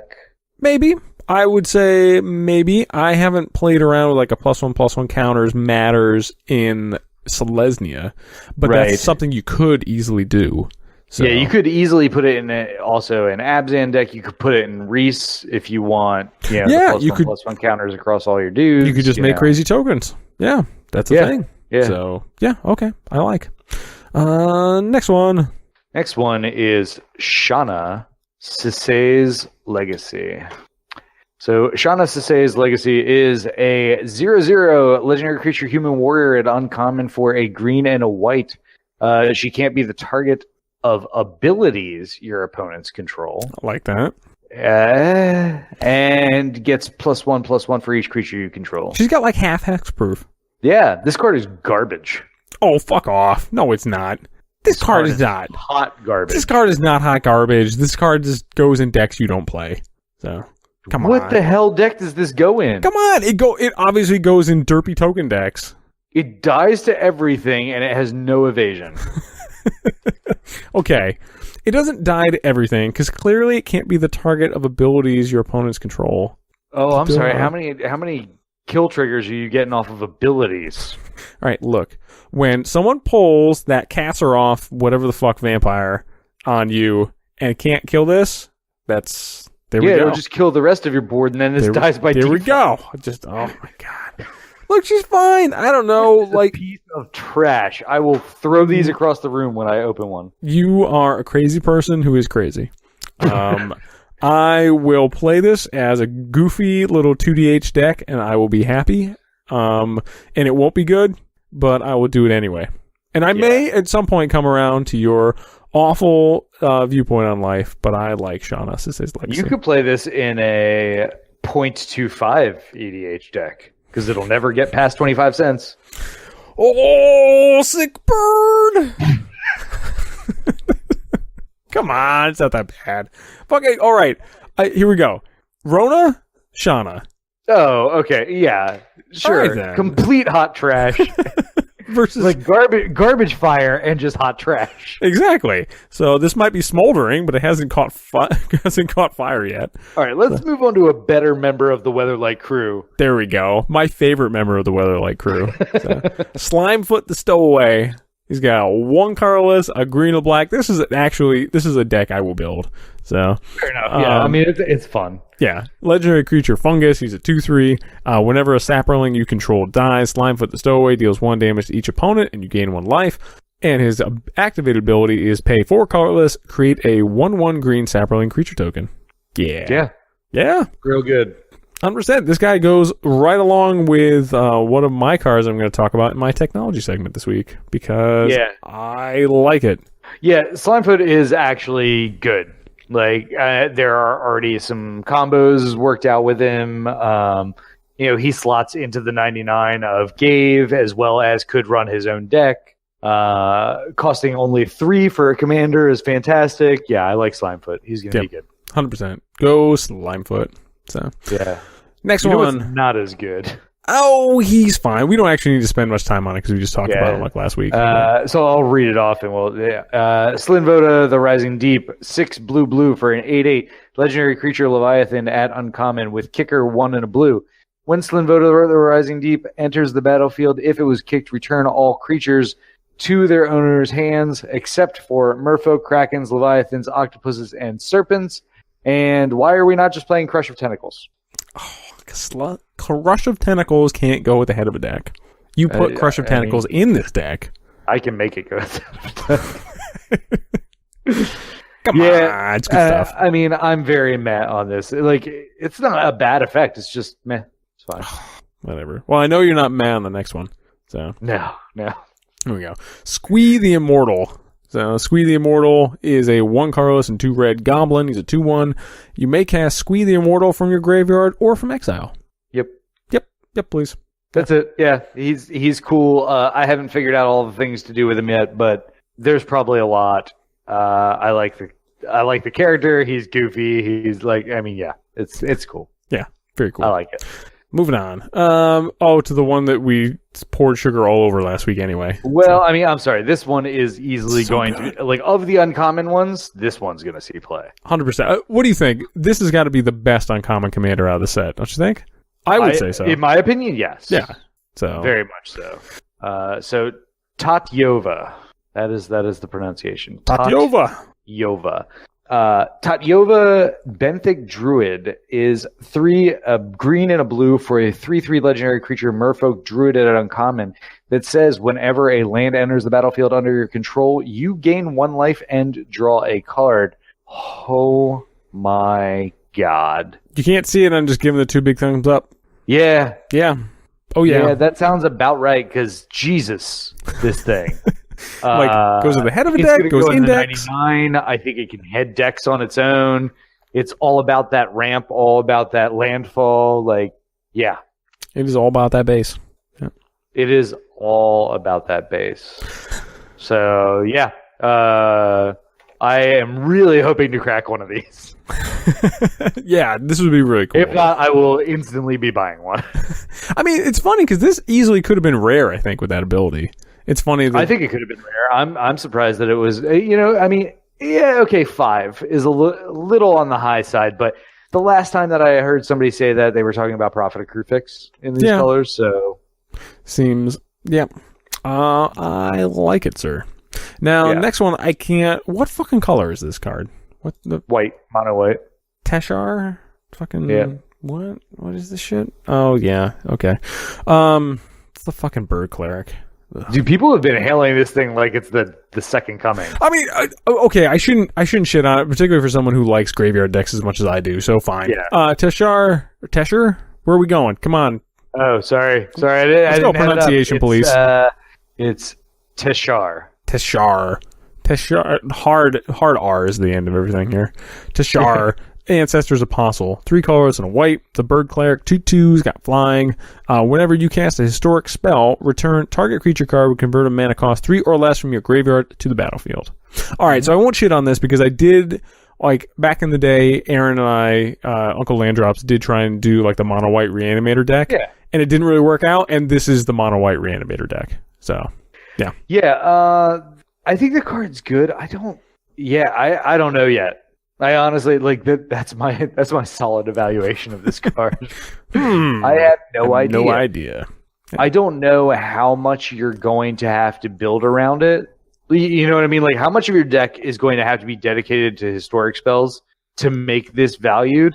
Historic spells, nothing. It has to be a tiny leaders deck. Converted mana cost 3 or less, man. It can't be a tiny leaders deck because it has a converted mana cost of 4. Yeah, I know, but I'm saying, because tiny leaders isn't a thing, thank God. Burning hell. Oh no, but I'm saying there's a combination of those 2 things. Yeah, so that's the other thing. Everything has to be converted mana cost of 3, plus you have to have these historic spells to trigger it. Sure. So what is the breakdown of that deck? Might be very good. It's just a weird combo, right? Does it just go in the 99 of Alesha? I don't think. I mean, you could put it in a 99 of a deck. Because Alesha gets it back, plus it gets back a lot of the stuff that Alesha would, so it's almost like a backup to that. It's funky. I don't know. I would like to see a deck like this. I would like to see the deck too, because I don't know that I have enough information to evaluate it properly. I'll say that like a computer. Adam, this is the internet. And if what I know about the internet is true, is you don't use actual information. Oh, that's right. I have to just have an opinion? Yes, you have to have a loud opinion about it and then not change that opinion. It's the best card that's ever been printed in Magic. All right, thank you. For every color combination. All right, thank you. Thank you very much. All right, that's all I wanted. Moving on to a card that I want to like probably more than I should. I know, me too. This is not good, I don't think. But I really want it to be good. I want it to be. I'm rooting for the Umezawa clan, man. So the hot tech here is Calcite Snapper. I just like that was a sentence that you uttered. So, okay. Tetsuko Umezawa Tetsuko Umezawa Fugitive. Thank is you. 1/3 for 1 and a blue. Legendary creature, human rogue. At uncommon, creatures you control with power or toughness of 1 or less can't block or can't be blocked. The other version would have been real bad. That's fucking terrible. Yeah. So I mean, a lot of people started looking for all the invisible stalker type, that have a 1 power, and you can and maybe something with 1 power that has a trigger on it. I immediately started looking for all the things with 1 toughness. And I was like, where are the 5/1s? Where are the unblockable 5/1s? I mean, that's pretty dope There's not too. enough of them. Yeah, there really isn't, but it's pretty cool anyway. Like, I would put this guy, like, I have a goofy like Sig River Cutthroat deck that I would put this guy in. Like, he's neat. He stuff gets through. Yeah, I can't imagine you would put this guy at the head of a deck. I just can't. my understanding is the Jitte is, or Jit, or however you say that. That's I would say not the Jitte. pronunciation. I don't know. Is in her belt. Ooh, okay. That's kind of neat. So. Sure. Anyway, the card is fine. I don't know what it'll probably see some play, not a lot of play, and I don't have any idea what deck, unless somebody really goes deep and just makes this their commander. Yeah, I do. Which I appreciate that. Yeah, I mean, I appreciate when you go all in on something, right? Yeah. And you're just like, no, I don't care. I'm doing it. Right, like this isn't that great. Yeah. Yes, I know it'll take me 40 turns. I understand. Like, yeah. I don't know. Now the next card. Oh, it's interesting. I like the next card. It's interesting. That is the nicest thing you've ever said about a Boros card.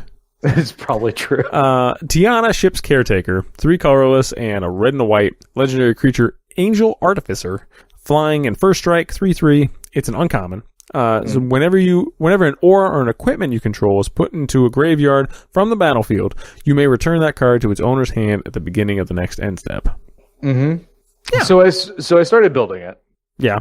And I was basically going for all of the cheap auras and equipments that either replaced themselves with drawing cards or allowed you to sacrifice themselves, and then other ways to sacrifice them so that I could get them back, so that I could draw more cards and continue the engine. And then they also buffed in addition to that. Sure. That was the concept that I had, because I think that's kind of what it's telling you to do. Mm-hmm. Or it might just be telling you to just build a Voltron deck and not care if somebody blows up your stuff. I mean, that might be the other option here. But anyway, like I started like goldfishing it, and it's just, oh my god, it did exactly what Boros usually does that disappoints. It did what it was supposed to do so slowly and so poorly. It was a slogfest. I could not. I mean, so okay, what are you putting in that deck, right? So what are you putting in that ended up being disappointed? Because maybe this is the theory craft looks cool and in actual fact is shitty. So I put magic cards in it. Good job. Yeah, I mean, this would work less well with like Yu-Gi-Oh or Pokemon. Right. Like, so I didn't put any Pokemon cards in it. That's good. A good step. Yeah. I don't know. I'm bringing up the deck now. We can. Excellent.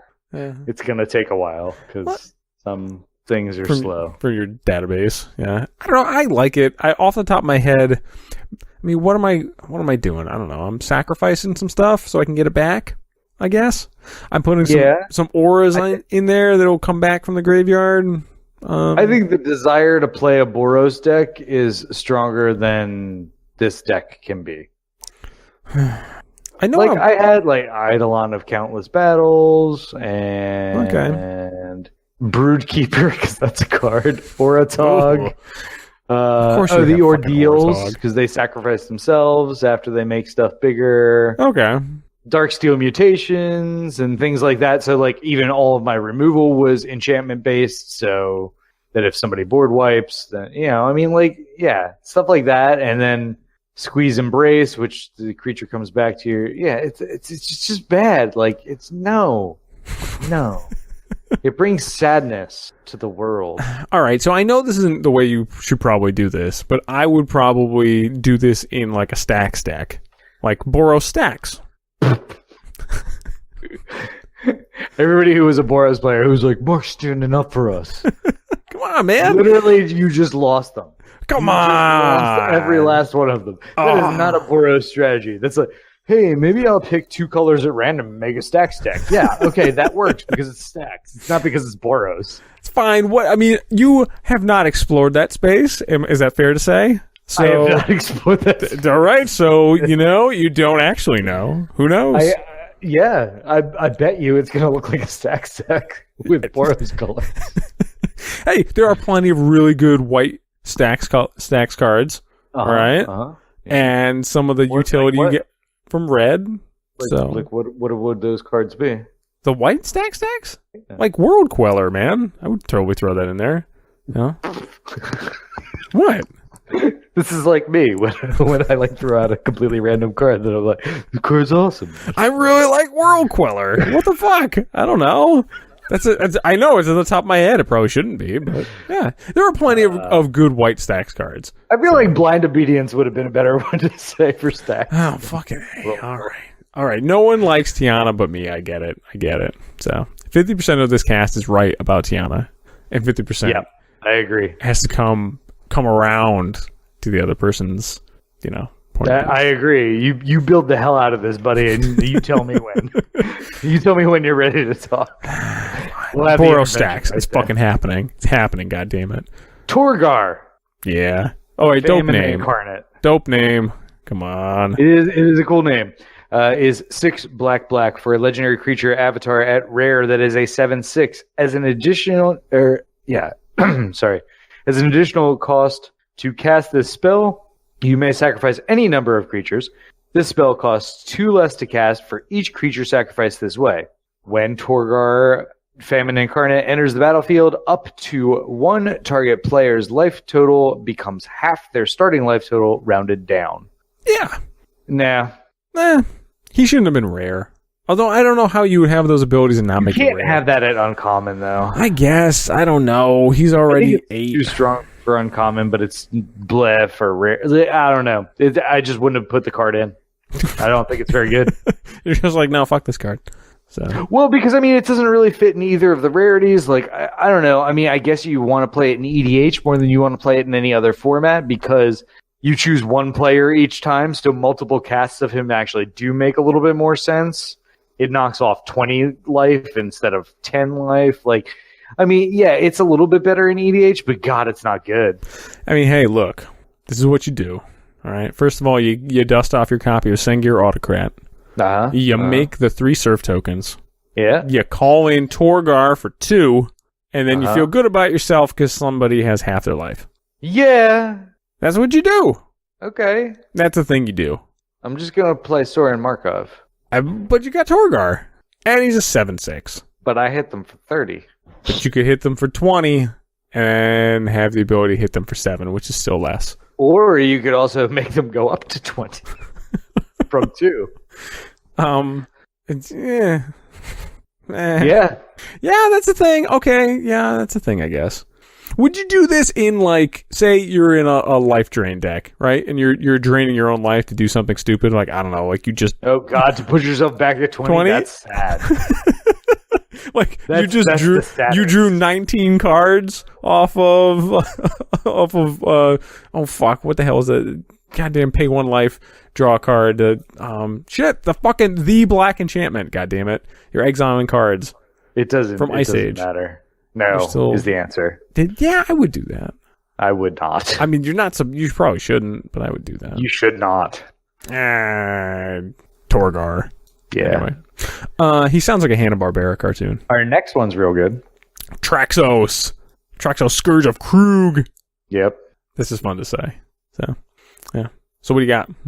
Oh, I'm sorry. I thought Oh no! I'll read it anyway. No, I thought I read the last one. Anyway, it doesn't matter. Traxos Scourge of Krug.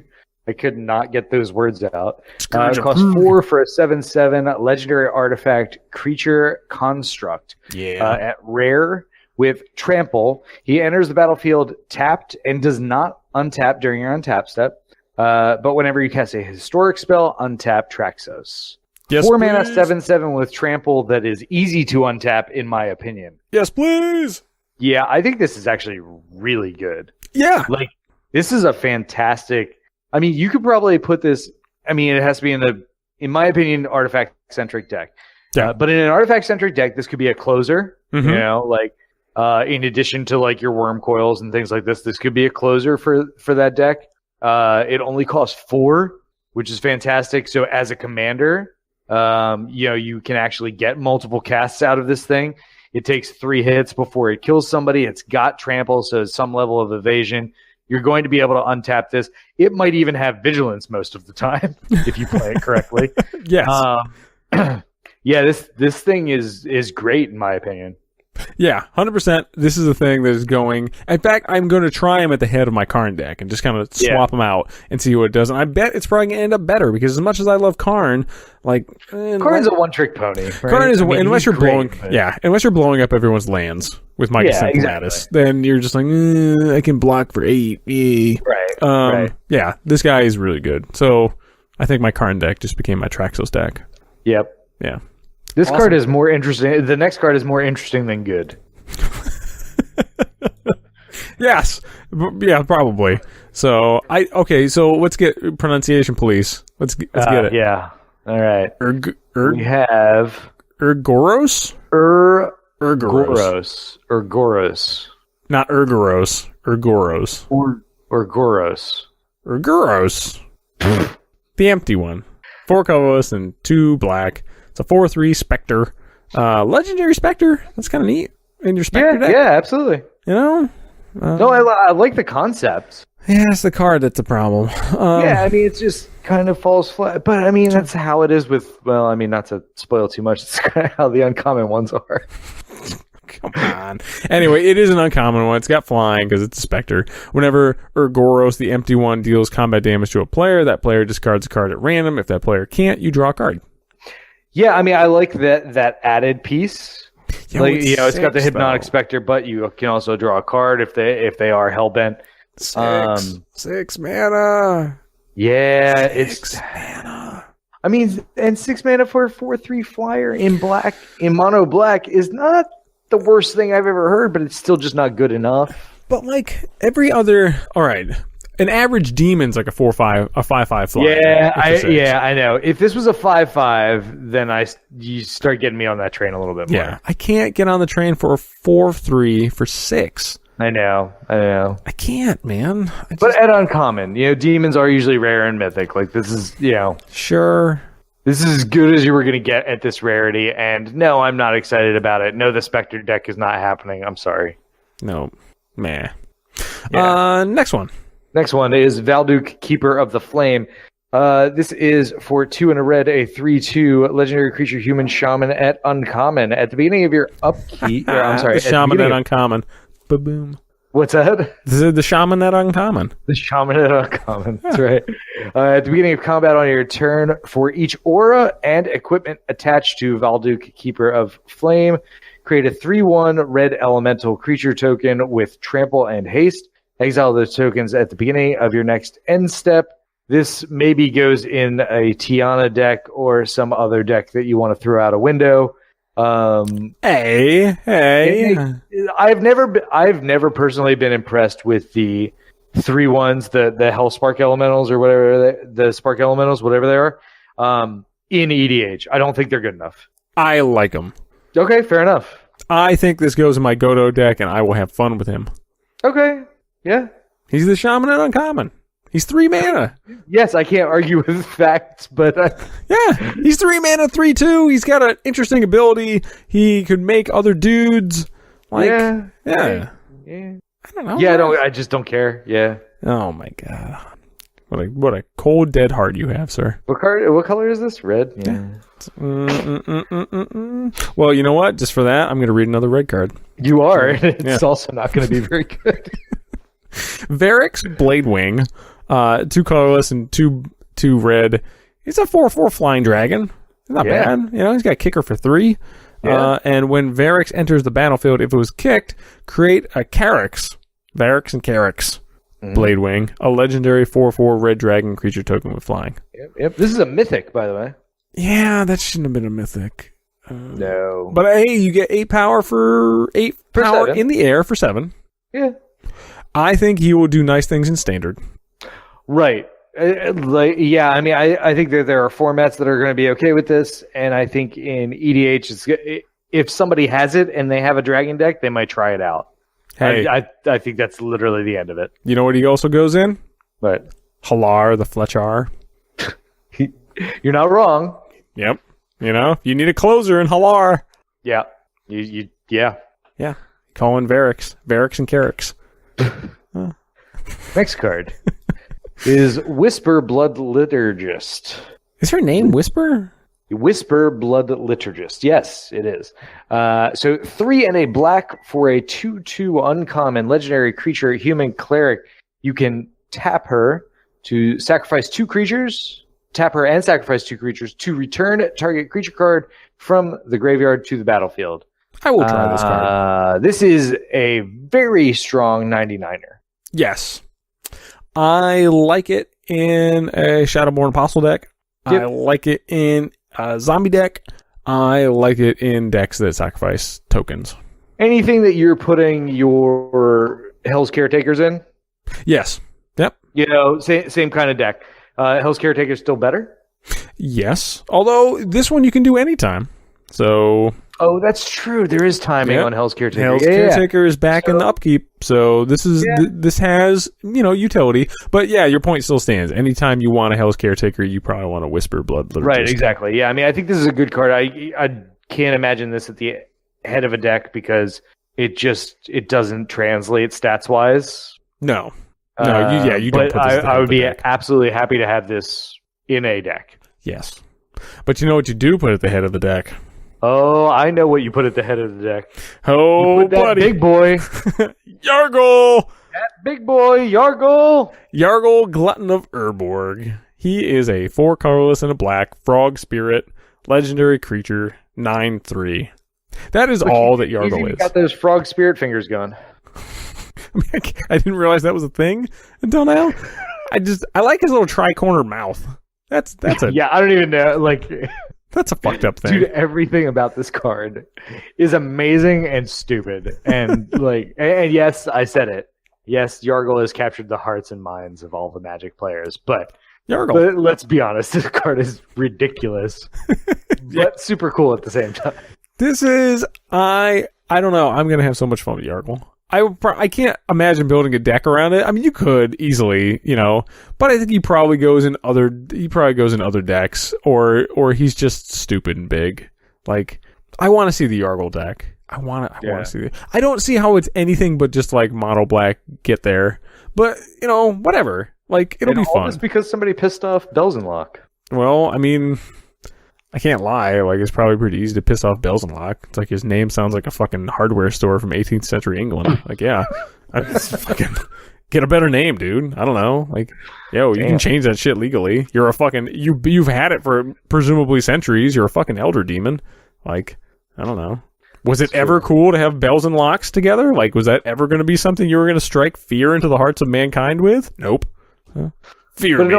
In all seriousness about Yargle is not that great. You think? He's a 9/3. He's a 9/3 for 5, though.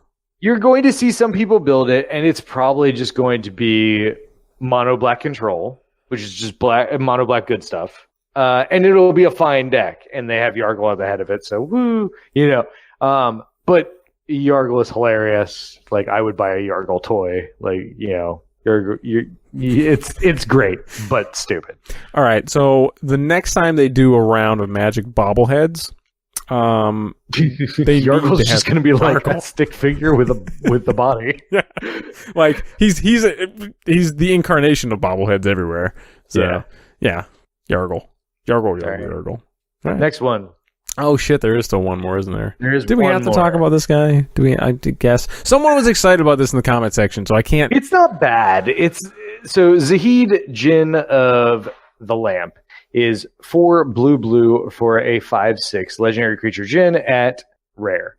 You may pay 3 and a blue and tap an untapped artifact you control rather than pay this spell's mana cost, and it has flying. So it's a 5/6 flyer for 4 and tap an artifact at instant speed every time without paying commander tax. Sure. Yeah, it's fine. It's not amazing. It doesn't make like Jin Tribal sound good to me. It doesn't make an artifact deck sound any better to me since there's just better options. This is probably going to be busted in Brawl because it costs 4 at instant speed. I give 0 shits. I'm going to talk a little bit about it. Not much. I'm not going to build for it, but Should have been Grixis. Next. Yeah, Grixis? Yeah. Does that cover all the gens? Yeah. We talked about this last time. Yeah. This was your idea. Yeah, agreed. No, I agree. I was just trying to go through the gen. I mean, You're agreeing with your own idea? Yeah. It doesn't cover all of them because you still have like Urnum Gin and stuff like that, but it covers a decent amount of them. Urnum Gin's its own little thing, so whatever. You can earn them and burn them on your own time. That's back when the color pie meant fucking nothing. So who cares? I mean, there's also like 2 other gins in green, but yeah, whatever. Can you name them? Like what? If Biff a Freet is one of them. All right. And I don't remember the other one. Exactly, because no one cares. All right, moving on. Yeah, that's it. So that is a very long but very in-depth community segment this week, folks. We went over all the commanders from Dominaria. So that's going to be... Yeah, just a couple. So there's a lot of shit. So we're going to go into a very pared-down strategy and technology segment. So stick with us after the break.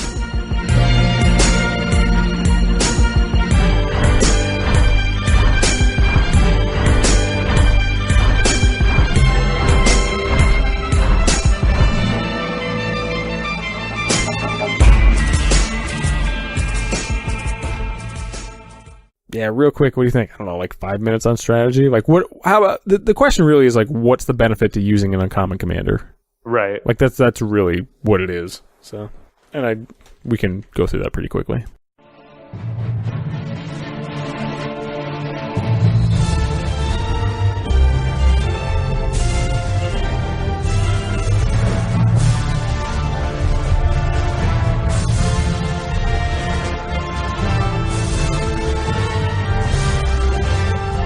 In strategy this week, ladies and gentlemen, one clear question that we need to answer, since we just went through a whole shit ton of uncommon commanders.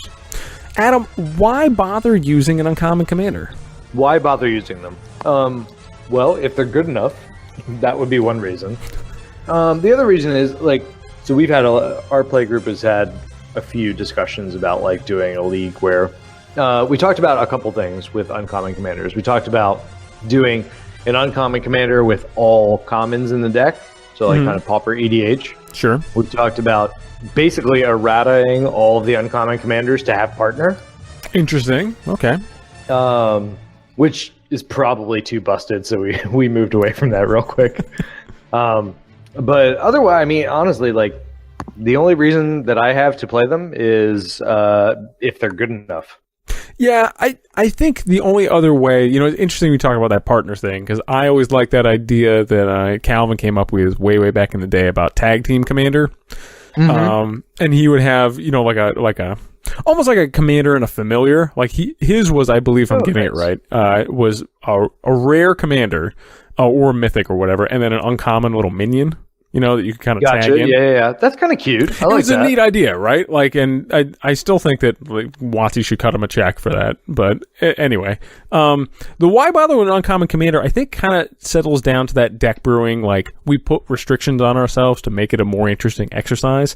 That restriction breeds creativity angle. Like, you do it because it's the thing you can do. Now, like, you build Yargle or you build one of these other, uncommon commanders. Sometimes because they're amazing. Sometimes you get like a Tatiova.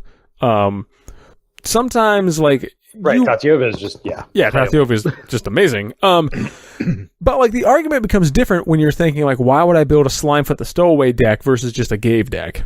Right. And so I mean, other than creativity or availability or something like that, I don't have a reason.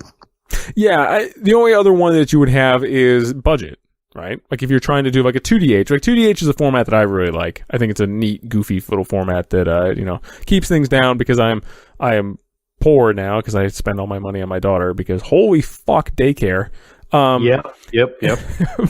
So like 2DH is a nice budget format if you have that involved, and also like that it keeps it literally keeps the arms race. It's like having the salt tree for commander. Like you can't proliferate with crazy things, and if you all kind of go in on it, you can kind of do like the idea of, which is always better in theory than it is in actual fact, of like building with like a limited chaff. Like put together a deck from that. is neat and appealing. Like if you said even more limiting than a 2DH. If you said everything could be uncommon or below, like like kind of like Super Pauper, I guess. Do they usually call that peasant? I'm not sure what the difference there is, but you wouldn't have to do all commons. Like all uncommons or below would be a neat little deck building challenge. I'm sure someone else has come up with that. Oh yeah. But now that we have more options for uncommon commanders, and you can actually have an uncommon commander versus like kind of errating things to be uncommon commanders, because some of that shit was just broken. Right. This is neat. Like I like that as very niche, but beyond those things, I guess that's really the answer. So. Yeah, I mean, I think that like the rarity as a restriction is always very odd to me because like I said, I mean, we've done it before, but we were not able to use uncommon commanders. We were just using an uncommon creature because we didn't really have enough available when we were doing it. Now that we have an influx of them, yes, that might actually develop into a little restriction of a format. The problem that I really have with it is the commander products. Okay. And the reason I have that problem is the commander products actually have rarities to the cards, even though they're all guaranteed in every single one. Yeah, that's silly. But so you're like inflated. Half those partners could be uncommon. Mm-hmm. Like Silas Wren is not very good. That's an uncommon. It's probably what Rona or whatever her face should have been. Yeah, I just so the rarity between sets is so skewed. Like in this set, this card is a uncommon, but 5 sets ago it was a mythic rare. Well, okay, so like using that as a restriction is kind of meh. Yeah, and with that, I think that's pretty much it. I mean, yeah, there's not much to it. Hey, try it out. I mean, some of these uncommon commanders are just good. Like sure, and that's really the beginning and end of my advice. Play the ones that are good and put the ones in the 99 that belong there, and throw Shauna across the room. All right. Hey, look, Shauna doesn't appreciate that, and I think that Shauna will come back to be an amazing commander one day. Nope. That's not true. It's going to be middling at best. But I wanted to stand up for Shauna. Definitely middling would be the best, and I don't even think it'll get there. It's fine. Whatever. Don't shit on Shauna. She's Sisay's legacy. It's not a very strong legacy, by the way. I was going to say, like, oh my god, you go from Captain Sisay to that?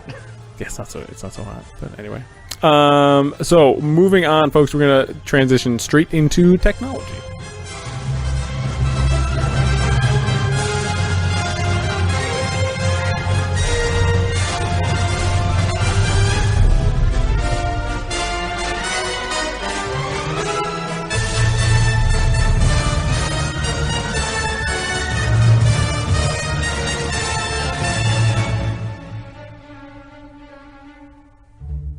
Yay, tech. Captain Sisay, one of the most busted commander decks possible. Yes. Shauna, garbage. I'm not there with garbage yet. I'm not there, man. Come on. Shouldn't you be? No, because I like Shauna. Look, Rona, I'm 100% there. Rona is garbage. But Shauna's pretty good. Next one.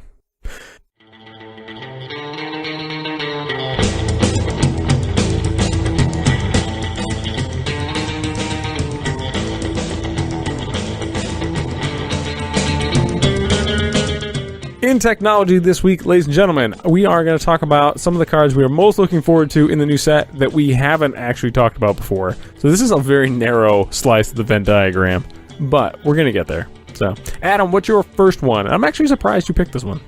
Yeah, it's not great, but I like it. Yeah, seriously, of the person who was just dunking all over Shauna Sis's legacy, you're going to go for this? Hey, if Shauna had any of these abilities, then she'd be good. Uh-huh. Yeah. Yeah. That whole, like, no evasion thing where she just gets blocked by everything? Yeah. Oh, it's fine. She has half hexproof. Half hexproof, wow. Amazing.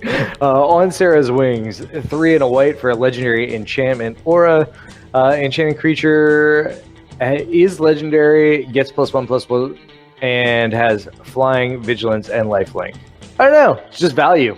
I don't know. Are you really looking forward to pre-release? Like, this is a fun limited card. Yeah, I mean, if you're looking for a strong aura, if you're building some kind of aura deck, this is pretty... You want to play Tiana, how are you not putting this in there? I would not put this in an aura deck. Wow. I would not. Wow. I think they were better. Really? Yeah. I really it's like a Sword of Vengeance, but on an enchantment. Now, how much is that? Oh god, what's the one that gives you +4/+4 and turns you to an angel? That one's 4 mana too. Yeah, and it comes back to your hand. Better, yes. Yes. So, yeah, maybe don't. You don't ignore all cards because one card exists that's better than. No, but like I do ignore cards that I have better options for, and I'm not super thrilled on auras anyway. And this has lots of stained glass. Look at it. It has all the stained glass. It's very glass. nice. It's very nice. There's like stained glass wings going on, and I'm moving on. So, to a card we will actually see play. Thallid Soothsayer, 3 colors and a black. It's a fungus. It's a 2/3. Very simple. Pay 2 mana, sacrifice a creature, draw a card. Yeah. Yeah.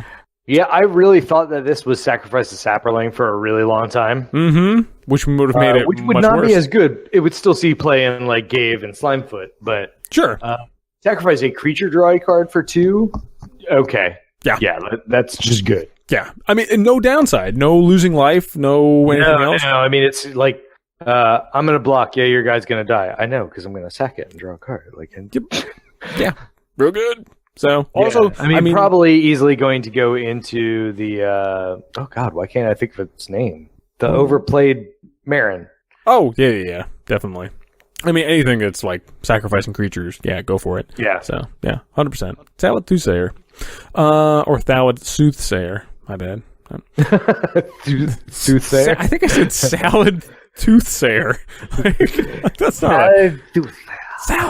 Just no. So many. There's just too many ways to. I don't like it. Next. My next is Champion of the Flame. It's a 1/1 human warrior for 1 and a red with trample, and it gets +2/+2 for each aura and enchantment attached to it, and equipment attached to it. I like. Yeah, I mean, I think this is totally a sleeper card. Like, you don't hear a whole lot of people talking about this, and you know, the Tiana deck obviously plays it, but I think like Godo deck or anything that's equipment matters deck, you know, it's really early to come out. It already has trample on it, so you don't have to worry about that, and it gets bigger regardless of what kind of enchantment or artifact you put on it. So it's, I like this guy a lot. Yep, 100%. I really do. Which just makes me wonder why you like this guy so much and not Valduk.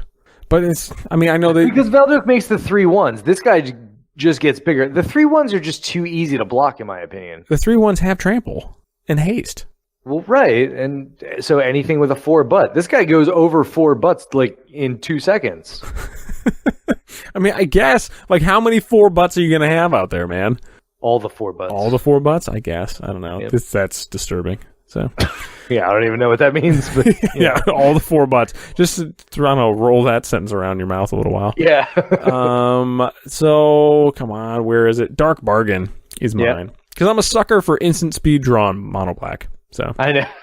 It's not a bad card. It's not a bad card. It's not. Great. I mean, yeah, whatever. Anyway, Dark Bargain, 3 colors and a black, instant. It's a common. Look at the top 3 cards of your library. Put 2 of them into your hand, the other 2 into your graveyard. Dark Bargain deals 2 damage to you. I just really want it to cost 3. Like at 3, I would be 100% on board. I think it's well costed at instant speed for 4. It's 4. It's not simply just draw the 3. Like you get to sift through them. Yeah, absolutely. You draw 2 for 4. Put 1 in your graveyard. So like if you're playing something like Sidisi or whatever. Yeah. You know. Like, is this an amazing card? No. Will I play this card? Yes. Sure. Okay. Yeah. And I am, and this is this is me being bad. Like, I never play any of the black draw spells other than like Phyrexian Arena.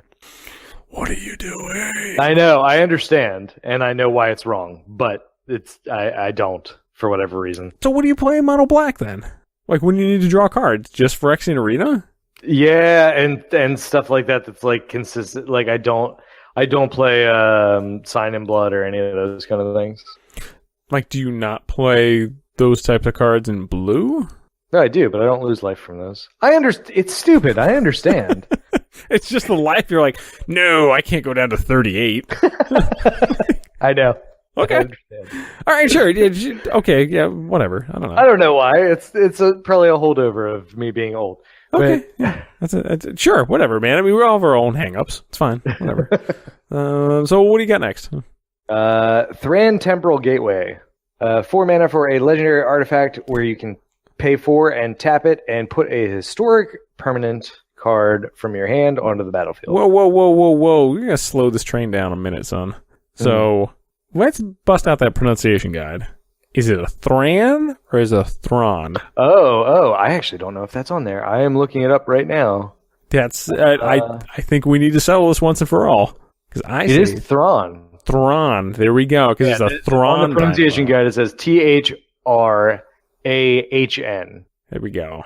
Yeah, I have always said Thran. You were so wrong. Thrawn. Yeah. Anyway. Thrawn Temporal Gateway. Yeah, card's good.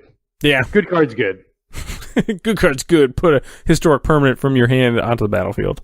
I mean, you play it in like your Captain Sisay decks. You play it in any kind of like artifact deck where you have like the big boys, in it. Legendary. Yeah, I mean, this puts all of the Eldrazi into play. For 4? Sounds pretty good. I mean, it's kind of like I would probably have a Quicksilver Amulet above this, but not always. Like, I think it's situational. I would agree. In most decks, Quicksilver Amulet's probably better. Would you put both?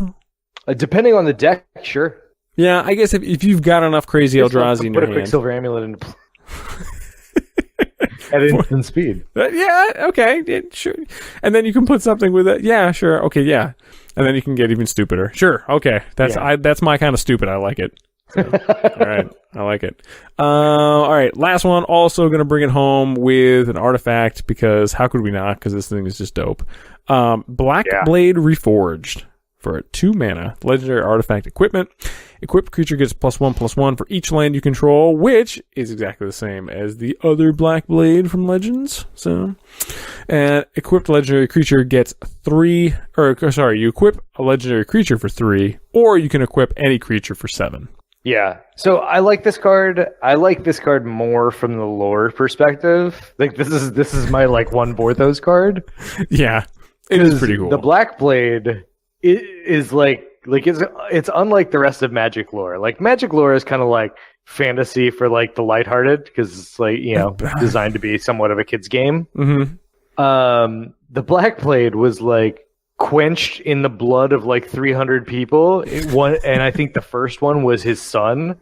Oh Jesus! Like Dakin, what are you doing? He quenched the blade by like running it through his son to kill him. Oh, buddy! Like you couldn't just find a bucket of water nearby? Like what are we doing? Right, here? Like that's how this thing was forged. Like it's.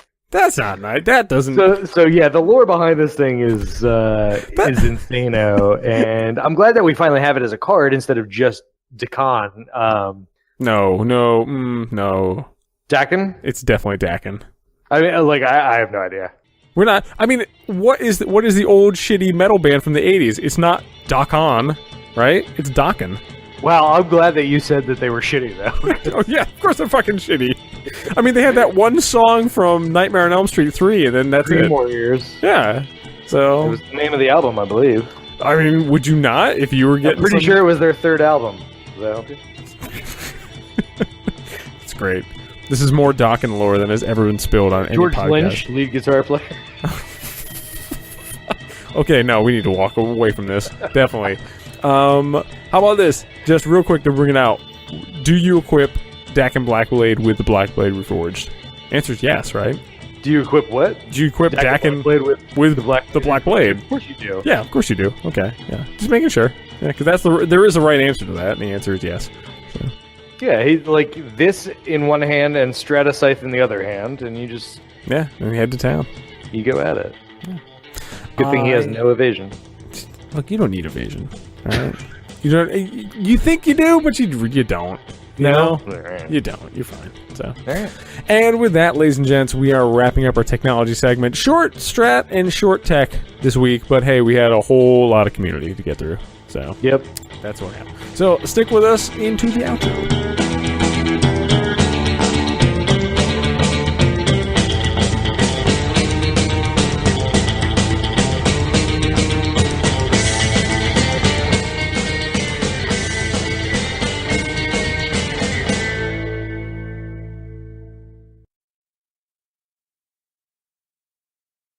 Boom, boom, boom, outro. Yay.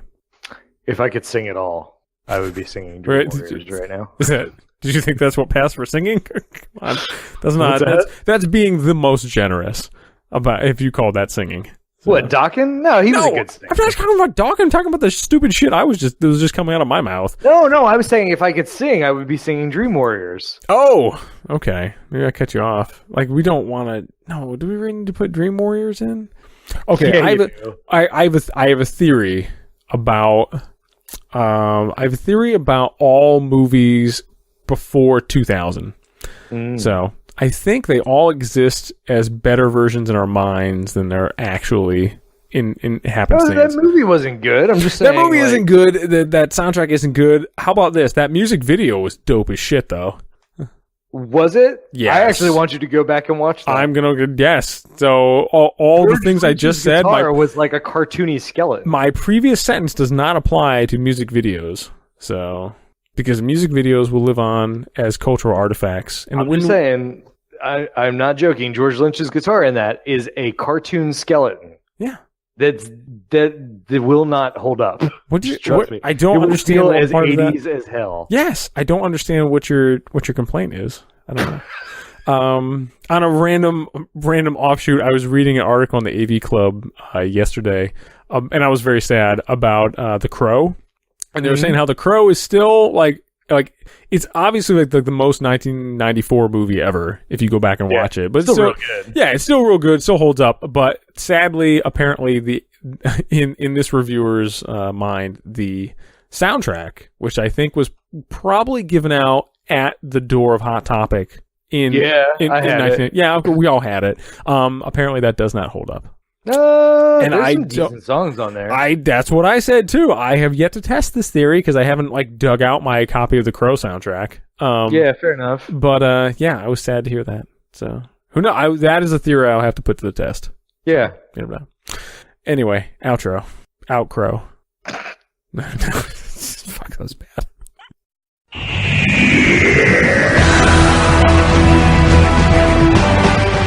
In the outro this week, ladies and gents, this is the part where we say goodbye, because we have to say goodbye to Dominaria. We have to sit down, take our shoes off, watch the we can't say goodbye, we just said welcome home. What do you mean? Oh, yeah, I guess.